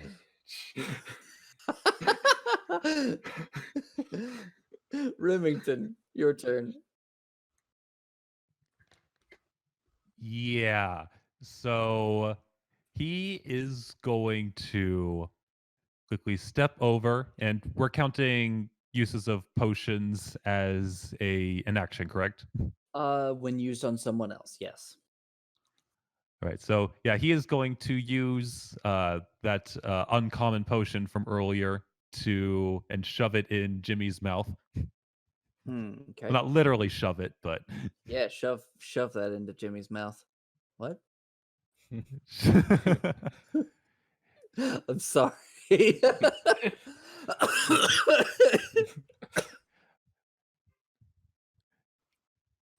yeah. So how much healing is that for the uncommon? That would be 2d4 plus 4, I believe. Okay. Is it? Let me just I check think on. so. I know it's 2d4 plus something, but I forget what. Actually, hold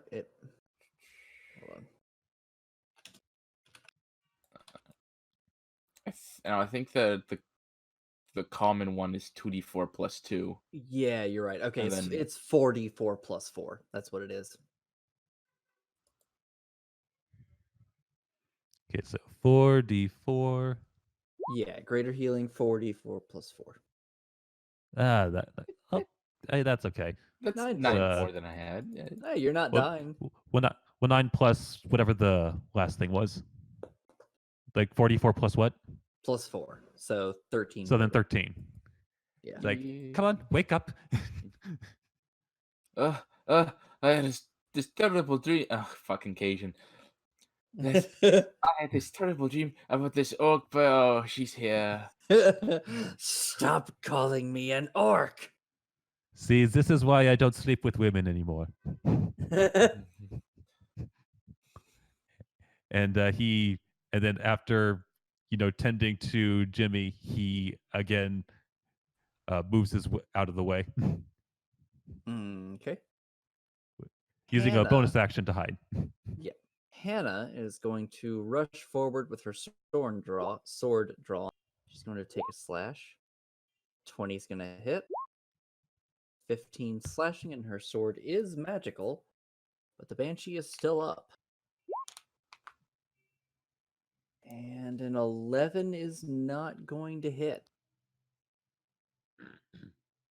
All right, Jimmy. Jimmy is going to step out of there. And what is it, a bonus action to use a potion on himself? Yes. Okay, he's going to use a potion of greater healing. So another 4d4 plus 4 to heal himself some more. Mm-hmm. 44. All ones. Wow, almost max. Nice. That's 8. So 8. I am back to 31. That's good. That's good. Very nice. Very nice. And Jimmy is going to then. Oh yeah, no, that's plenty. He's going to run over to Priga and shove another greater healing potion down her throat, Okay. glass and all. just heal you, bitch. Wow, 19. Damn. Nice. And that's going to be my turn because I can't do shit. Okay. Prika is going to get up. Oh, thank you. And she's going to run over here and shoot the thing. Was it 23? Yep. And there is someone next to it. I forgot to add sneak attack. 14. So 7 plus 14 is 21. And have that to 10, and the Banshee goes down. She just kind Very of good. dissipates, and some of the tatters of her dress are left on the ground.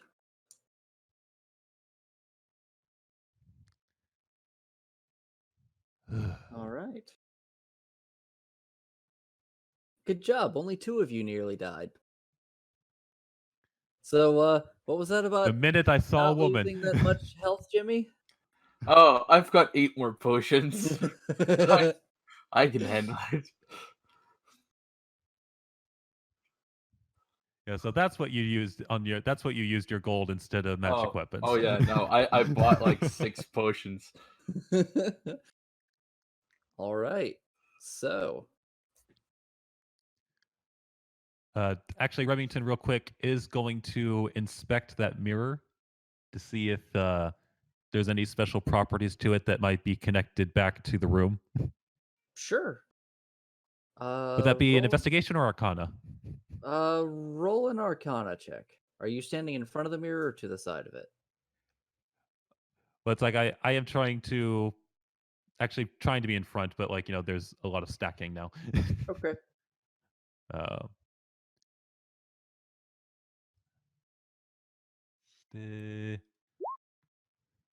19. Okay. Uh, so you're inspecting this mirror. You kind of lean in and look at the frame and uh, inspect some of the runic um, decorations across it. And as you lean back, you realize your image in the mirror never leaned forward. And it, Oh shit. and it raises a hand, waggles a few fingers at you, waving. uh, Hazel. It just And kind he of waves its hand a little more vigorously, kind of smiling.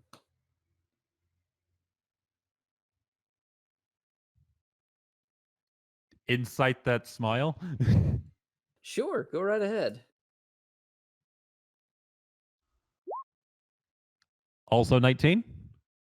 Well, you were not exactly trusting of it, and when it just kind of splits across the rest of the head, yeah, you really don't trust that smile. Yeah, I backed the fuck away. Yeah, that mirror is evil. Do not go anywhere near it. In fact, destroy it if you can. Pretty good. Just shrugs, takes a short bow, fires an arrow at the mirror, and you just hear the mirror shatter. You also hear what sounds like a distant scream as the mirror shatters. And then Well, Hannah just closes the door. as Jimmy hears that, he starts downing healing potions. 2d4 plus 2. I'm just gonna copy paste this since I'm gonna probably use all of them. Let's see, that one 7. Yeah, Prika 1, is 2, going to 3, 4, use 7. one of her uncommon ones as well. For another 16, so that brings you 8.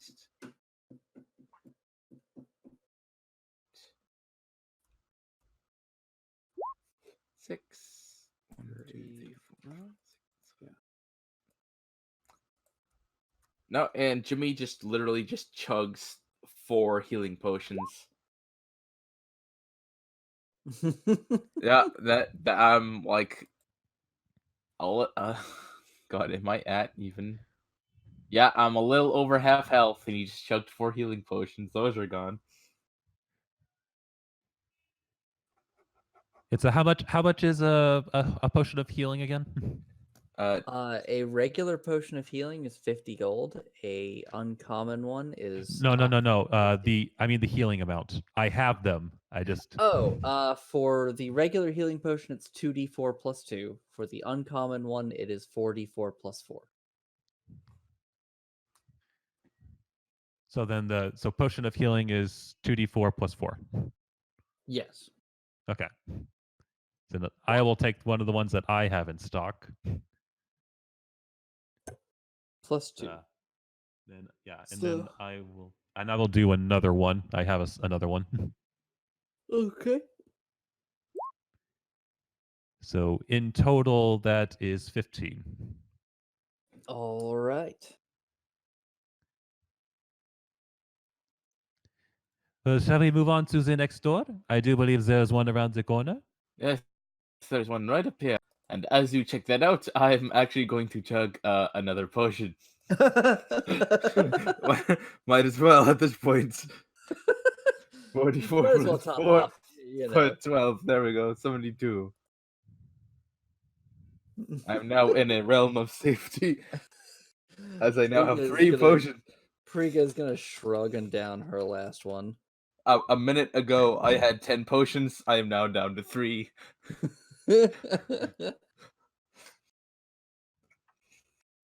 All right. Then So- I'll be investigating that door. Absolutely. Go right ahead.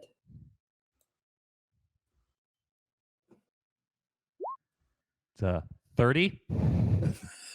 You detect no traps on that door. God damn it! I know I shouldn't. I know I shouldn't be. I shouldn't be mad about there being no traps. I just wish it was on the correct rolls. Boy, I'm really glad it hasn't been on the correct rolls. It's been real fun hitting you with that. Oh, I hate how I was prepared, but I wasn't prepared at the same time. Oh, there was something I wanted to bring up because I forgot about it when we were playing this. Stout halflings have advantage on saving throws against poison and resistance against poison. And I forgot about that during that poison trap. Well, too bad. I thought about it now. Well, to be fair, I don't think you were hit by the poison trap. No, Yeah, but I was the only one that got hit by the poison trap. no, it's just a shame Jimmy wasn't the one to do anything about it. Oh, okay. Well, you see, the whole point of being able to do Mage Hand is to, do these things from a distance, but you have to get good rolls for that to work. Anyway, he is going to stealthily open this door.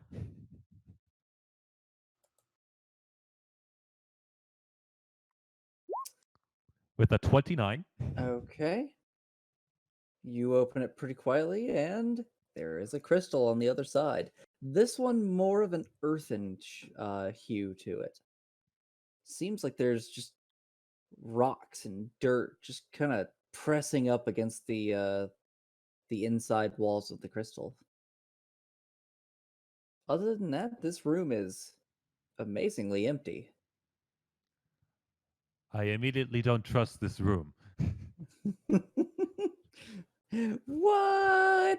I wouldn't do anything to you. So, Remington, want to just destroy this damn thing and move on? So that would be a good idea, yes. So, I guess, does this look like something that would be damaged by arrows or crossbows? You think that? Yeah, it seems kind of fragile. It's big. Okay. It's just fragile. Okay. So then he is going to use his crossbow from this safe distance on this inanimate object that clearly isn't going to try to do anything. With a 24. Yeah, 24 will definitely hit. Roll some damage. Can you get sneak attack on an inanimate No. object? No. I had to try. 12. All right. So the arrow strikes true into the crystal, and you see cracks form all across it. It explodes violently, sending rocks flying everywhere, including out the door. Damn it. So 13 and 19 to hit you, Mega. Are the these are attack rolls. Yes. I will cast shield and avoid them both. All right. like a magical shield suddenly blocks the way. Yep. Ha! Not a problem. All right. You deftly block the rocks, and the downpour of rocks just kind of trickles till there's nothing dangerous falling or, shooting out at you. I love it when the Alright. plan comes together.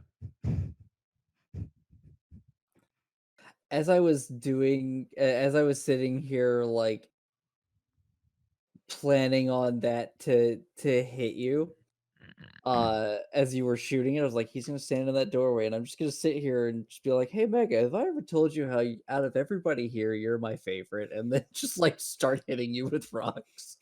It would not be the first time that my character has been hit with rocks in the last 24 hours.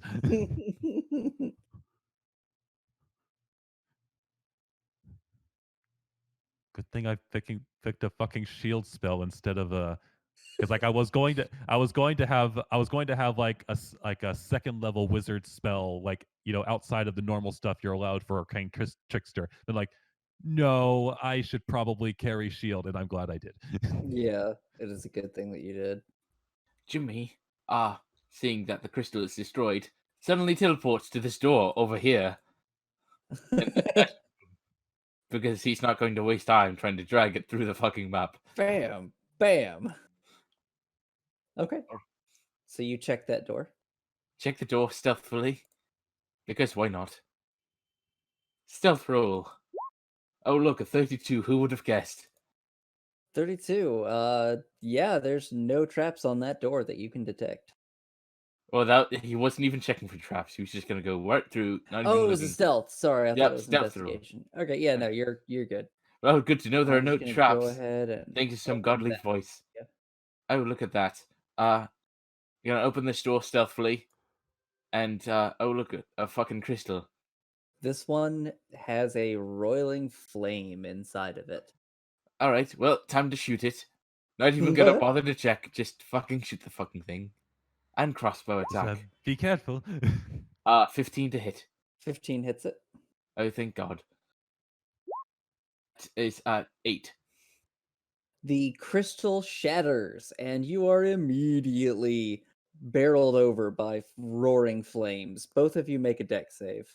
Oh, good, deck save. I'm good at that.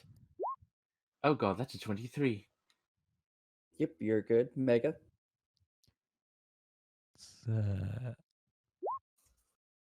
I think. Wait. I believe. Yes, I still You get said you have advantage on advantage, these. yeah. Yes. Thank Christ. Oh, thank heavenly Christ. All right, yeah. Whoever Christ is in this universe. Yeah, you are good. Both of you duck, basically just flatten yourselves to the floor as the flames roar over you and out the doorway. Both Hannah and Prika are just like, holy shit, are you two okay? Oh, we're fine. This is normal. Wonderfully. Oh, do you know what? That was the fire one. Let me guess what's not going to. I'm down here now. Come on, join me. Those flames are still roaring. Jesus Christ. You get the feeling that they're not going to go off. That the disarm mechanism was down in that alcove. God damn it, Remington.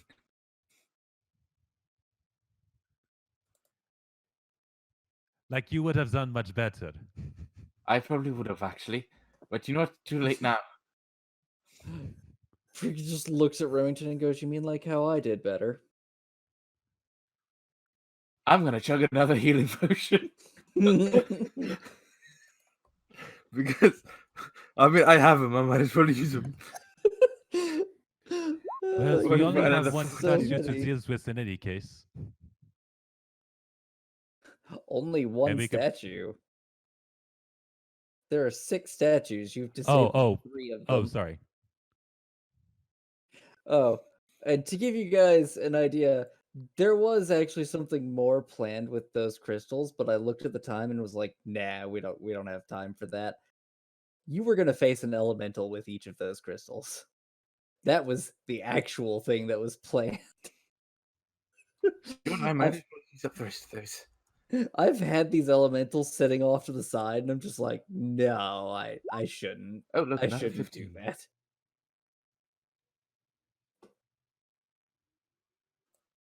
All right, so what are you all doing?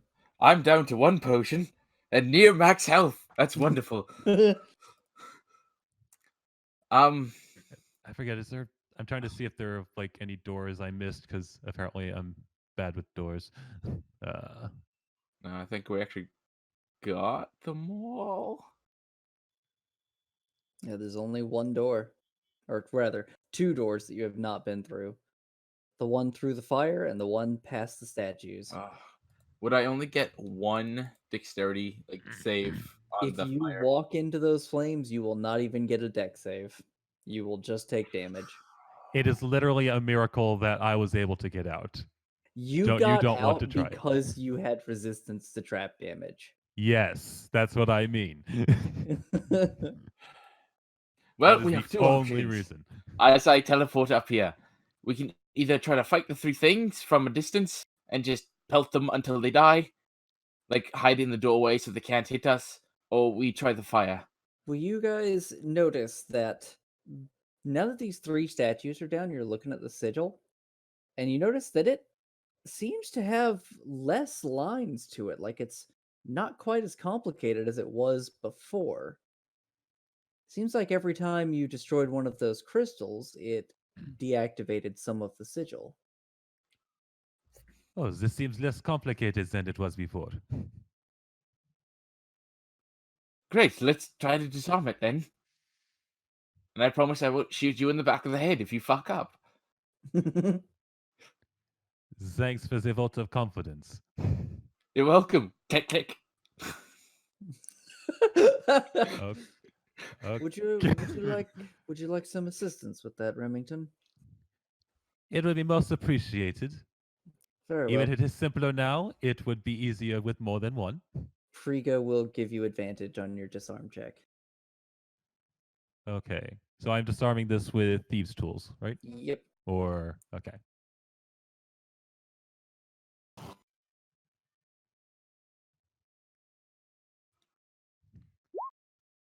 So will the 27 do it, or should I roll again?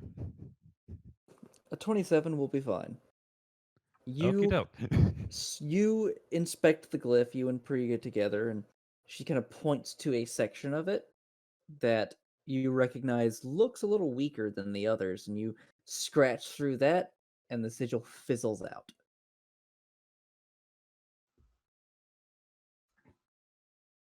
And then the statues perma-activate. No, I'm just kidding.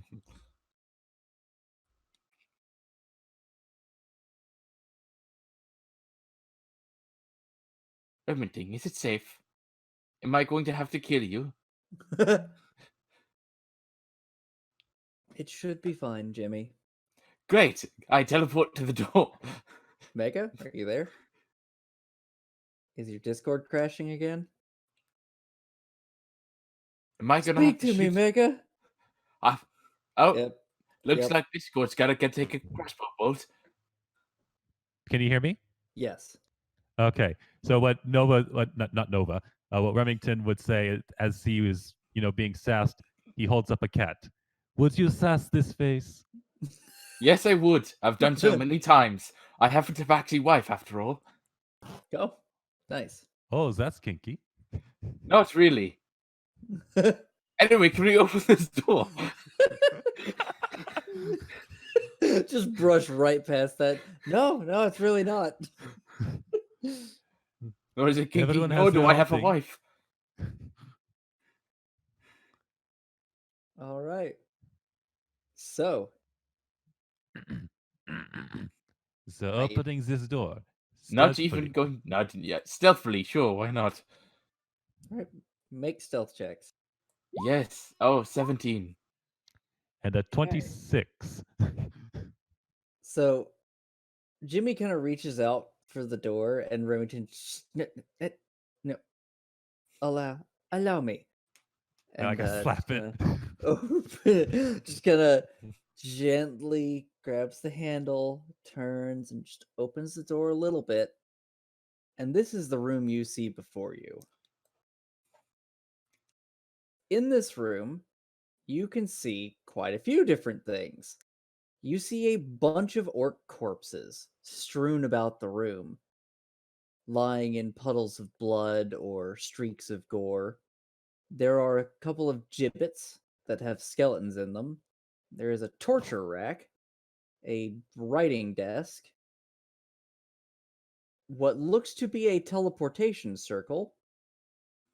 You see a person with a staff looking down at the teleportation circle and muttering, and in a pentagram inscribed in blood, you see a bone devil held in the pentagram.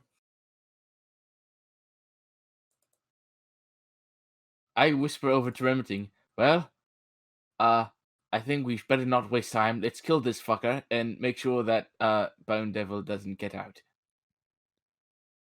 Would I know enough to figure out if we if we tried to kill the or break the concentration of the person casting it that it escape? Make an Arcana check.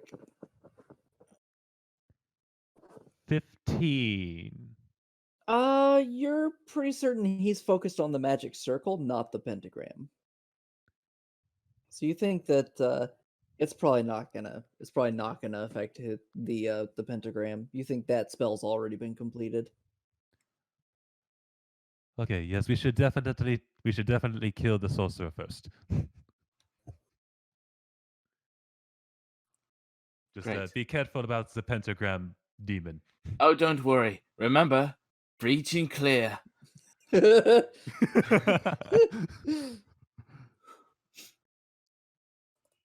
I Alright. breaching clear, God? Take your shot. Awesome.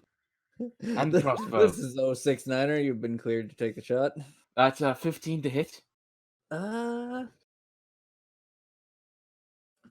Give me just a moment.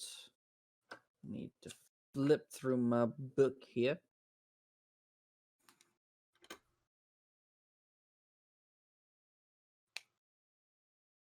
I mean, it is still a surprise, I think. So, like, advantage on that. There is not actually Oh, okay. surprise. Yeah, and that's 5th edition doesn't really have a surprise round. You can catch people unawares. It just gives you advantage. I guess you did. yeah. I guess it rolls both sides anyway for you. Never mind. Yeah. The other side was worse. So you take the shot, and as soon as you come through the door, the wizard's head snaps to attention, and he throws up a shield, and your bolt just ricochets off of it.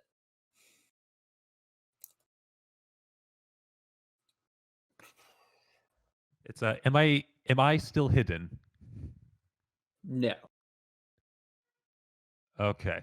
do I Damn still it. get to get my second attack in? Will it make a difference? You get your second attack. Awesome. That's a 19 to hit. You miss. It ricochets off of the magical shield. Well, goddamn. And the mage looks at you and says, "So, they sent someone else to come after me." I don't even know who you are. I just see the circle. I see you, the blood, and that fucking bone devil over there. And can I put two and two together? I have no idea who the hell you are. Let's keep it that way. And let's roll initiative. Oh, good.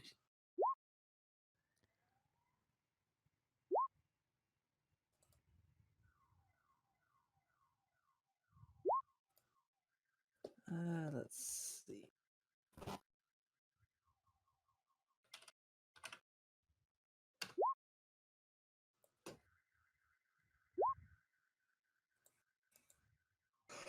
Excuse Could me, have been better, apologize. but All right. Hannah is going to rush into the chamber with her greatsword drawn. Let's see, 15, 30. She's going to double move. 40, 50, 55. Okay. The wizard, not too happy with that, is going to cast Animate Dead. And the 4 orcs are going to rise up as zombies. Let me get a thing to copy.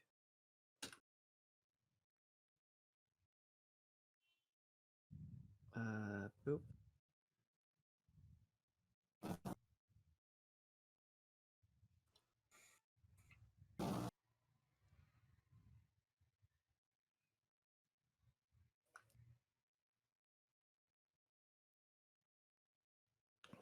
Ah, apologies. There we go. Okay. And he is going to command them to attack. They're going to lurch forth.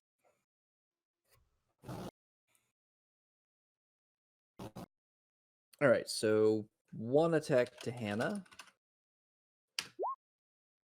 12 misses. 1 to Jimmy. Does an 18 hit? That does. 4 damage. And a 17 to Remington. it's Oh wait, where? Wait, sorry. What am I being hit by? A zombie. Is it a? Oh, are they on top of the doors right now? Yes. Okay, then he holds up his rapier and uses defensive duelist to make the attack miss. Nice. All right.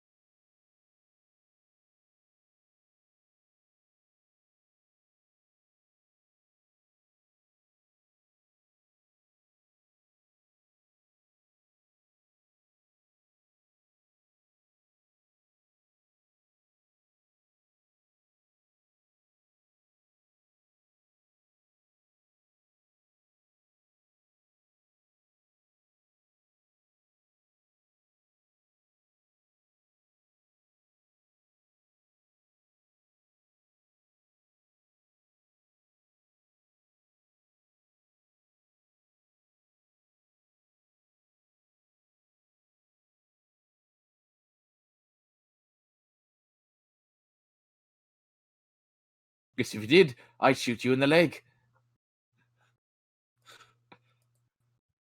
I like to see you try. Well, I'm at height with your legs, so it wouldn't be too difficult. This is the halfling who knows what he is, and will take full advantage of that.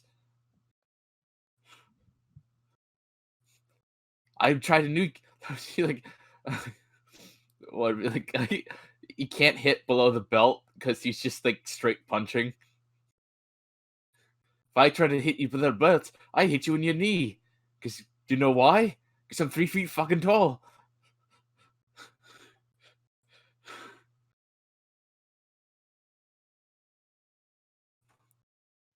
How tall? How tall is the hobbit? How tall? This hobbit is 3'2", a little higher than the average hobbit. Fuck it. I'm pissed. I'm tired. I haven't had breakfast. Psst, it's halfling in the D&D world. Halfling, hobbits, yeah, whatever, same thing. Also, hello, I'm here. Hello.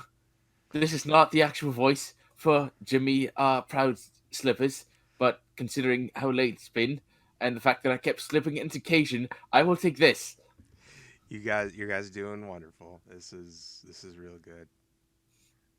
My I'm accent switched between French, German, and some other language that probably doesn't exist. so I just got back not too long ago. Did Sal's character have to be NPC'd as well? Yeah, Aw, Yeah, he falls got- falls asleep. that's okay. I know what it's like to have to fall asleep. I was like out on my feet when I had to leave because yeah, no, staying up 24 hours. I'm 33 years old. That's not happening anymore. Yeah. Although, ironically, like, and like that's not like unlike Salix or anything, but like we basically didn't even need a samurai. Oh my god, yeah. We one-rounded so many encounters. It's was we've stupid. made it canon that every time they enter a new room that has enemies, Jimmy just says to Remington, "All right, remember, preach and clear," and then the encounter's over. Like, no, it's me and Remington. We go. There could be like 4 enemies. We clear it, and then Priga and Hannah don't even get to move. It's Well, just encounter's done. I just wish like my head was able to keep it together to play along because it still sounds like a blast regardless. I took down. There were 2 zombie ogres, and Jimmy, because assassins are fucking broken, Mhm. took it down instantly. And I believe, I think it was Priga and Remington took out the other one, and Hannah did jack shit. Oh, good for Jack. Uh, No, but don't worry though. It's like there was still plenty of tension since, despite the fact that I specifically specialized in expertise in like all of the precautionary skills, perception, investigation, like even bonuses to sleight of hand and stealth and all that stuff. Literally, only the high rolls went to the unimportant things. And we set off most of the traps, even though I knew there were going to be traps. I prepared, but still everything fell apart. were you here for when I got the? I think you were here for that. When I got the nat ones on either side. I don't know. I've been in and out for the last half hour. Getting breakfast. I just got a couple pieces of toast. I made. I think it was an attack or something, and I rolled a 2 nat ones on the same roll, and then the next attack was a nat 20. Oh wow! And I have screenshot it and saved it because of poor Cheryl. That's poor kind of mean, but I am back. Hi. Hi, welcome back. Thank Hi. you for the patience. let me do that. Of course. Yeah, All I'm right. actually. Yeah. I'm gonna go back into mute mode so y'all can complete this. Okay.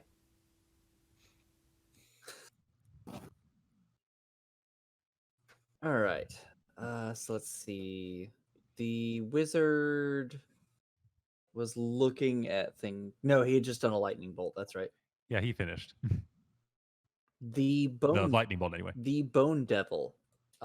It's going to bring 2 claws up, and as it attempts to strike at Priga, this magical barrier interrupts it, and it scratches and claws at the barrier, and this just wicked visage of the bone devil looks at the wizard and says, "Free me, master, and we can take them together."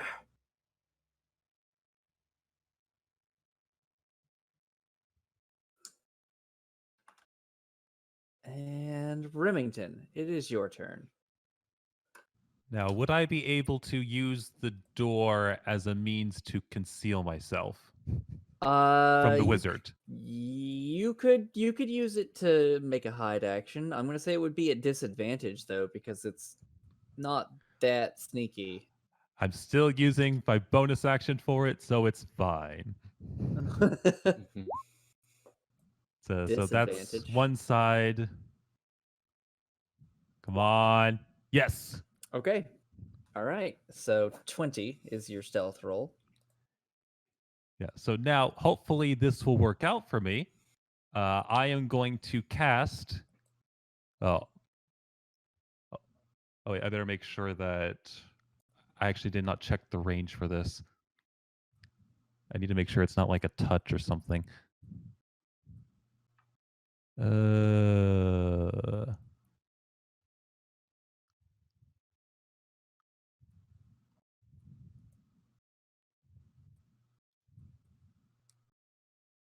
Oh no, good. Yeah, it's a range spell. Yeah, so I'm going to cast Hold Person on this wizard, and because of magical ambush and the fact that I am hidden, they take disadvantage on the saving throw. Okay. What type of a saving throw is it? I believe it is Constitution. If it didn't come up already. Oh, yeah, it's oh yeah, that's right. I guess you can upcast it to touch more creatures, but I won't be able to do that.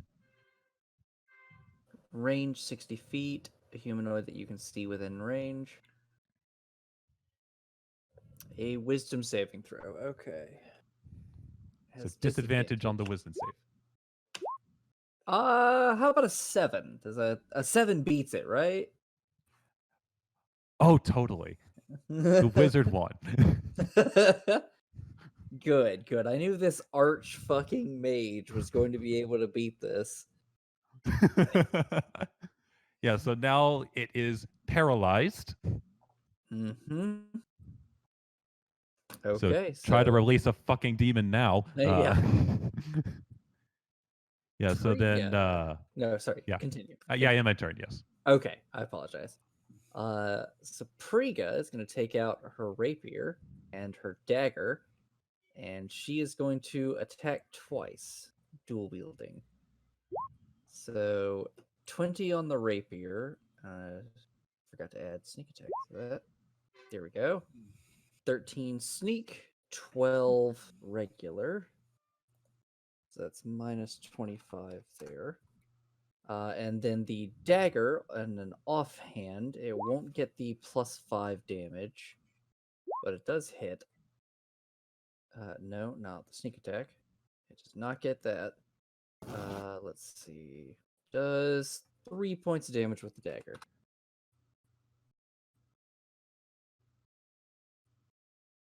All right, Jimmy. Jimmy is going to actually ignore the zombies and shoot at Oh the yeah, those zombies are still there, aren't they? he's gonna shoot the necromancer. Does he get advantage? Yes, you do. Yes, he does.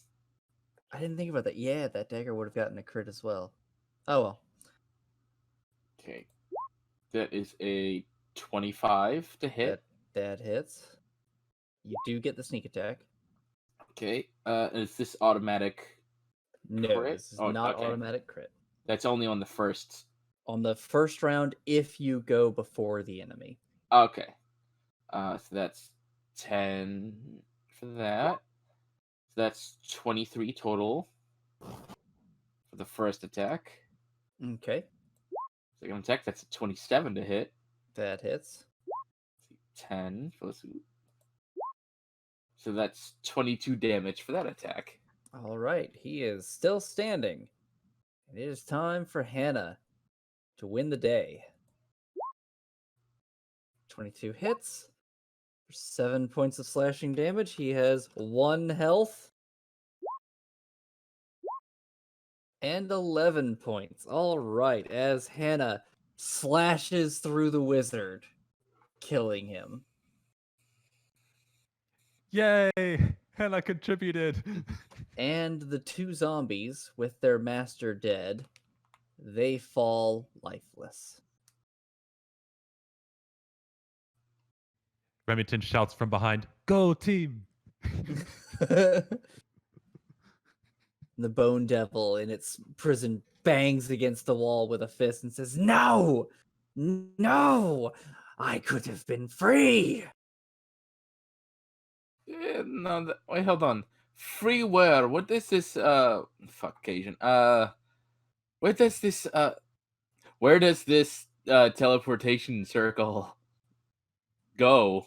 If you had been freed, The circle wouldn't have meant anything to me. I could have gone anywhere. I could have left. The circle was for the wizard.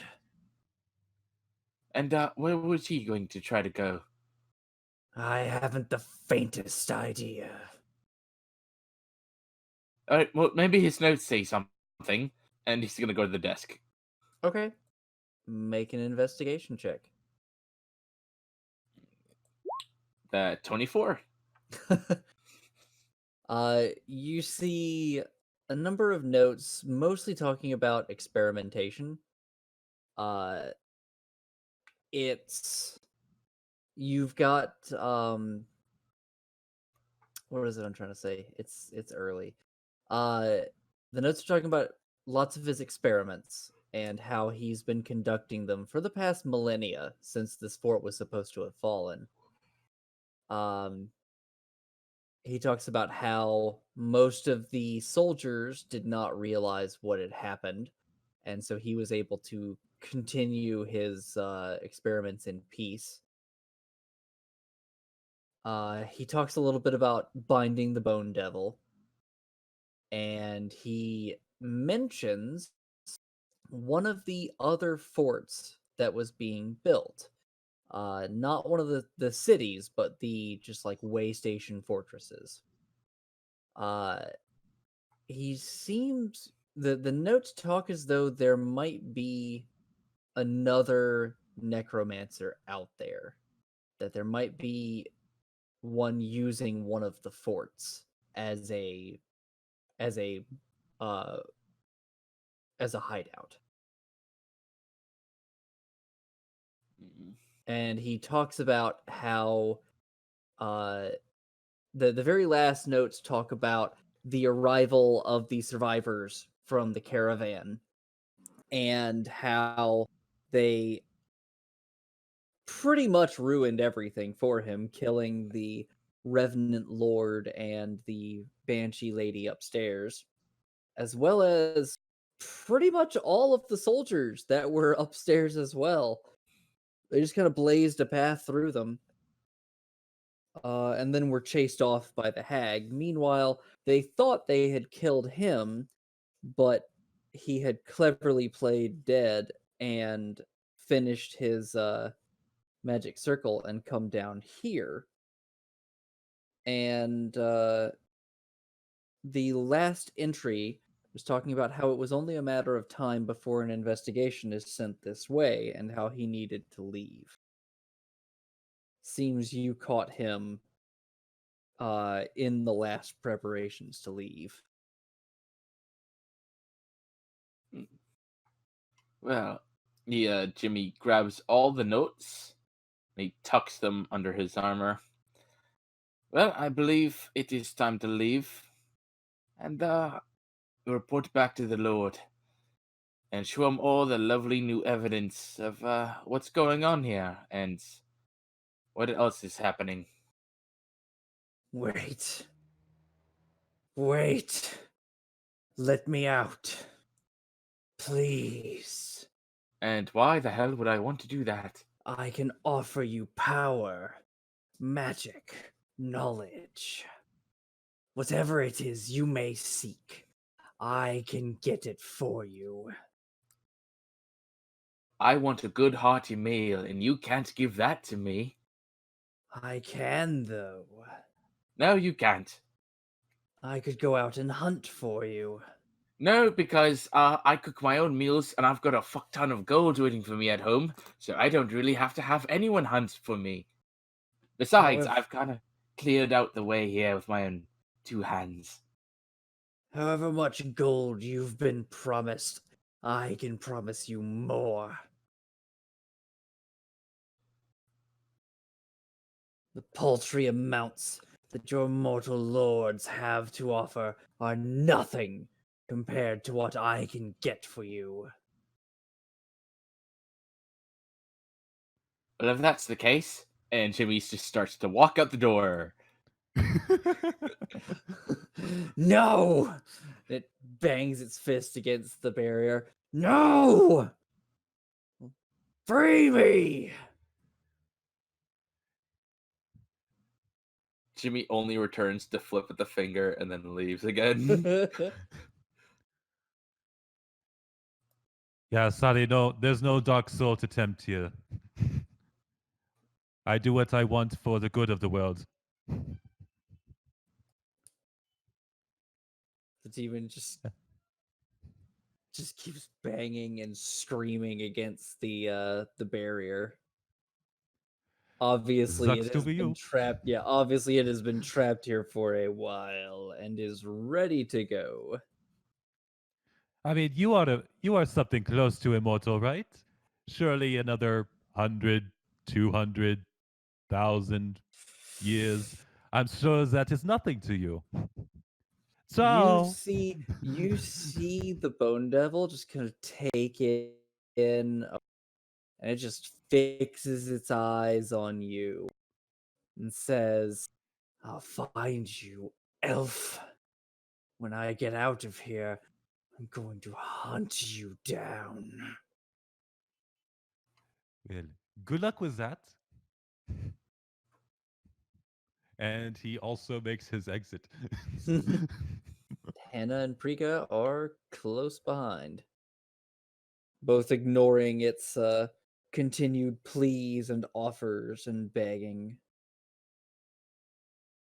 And that is where we will leave the session off.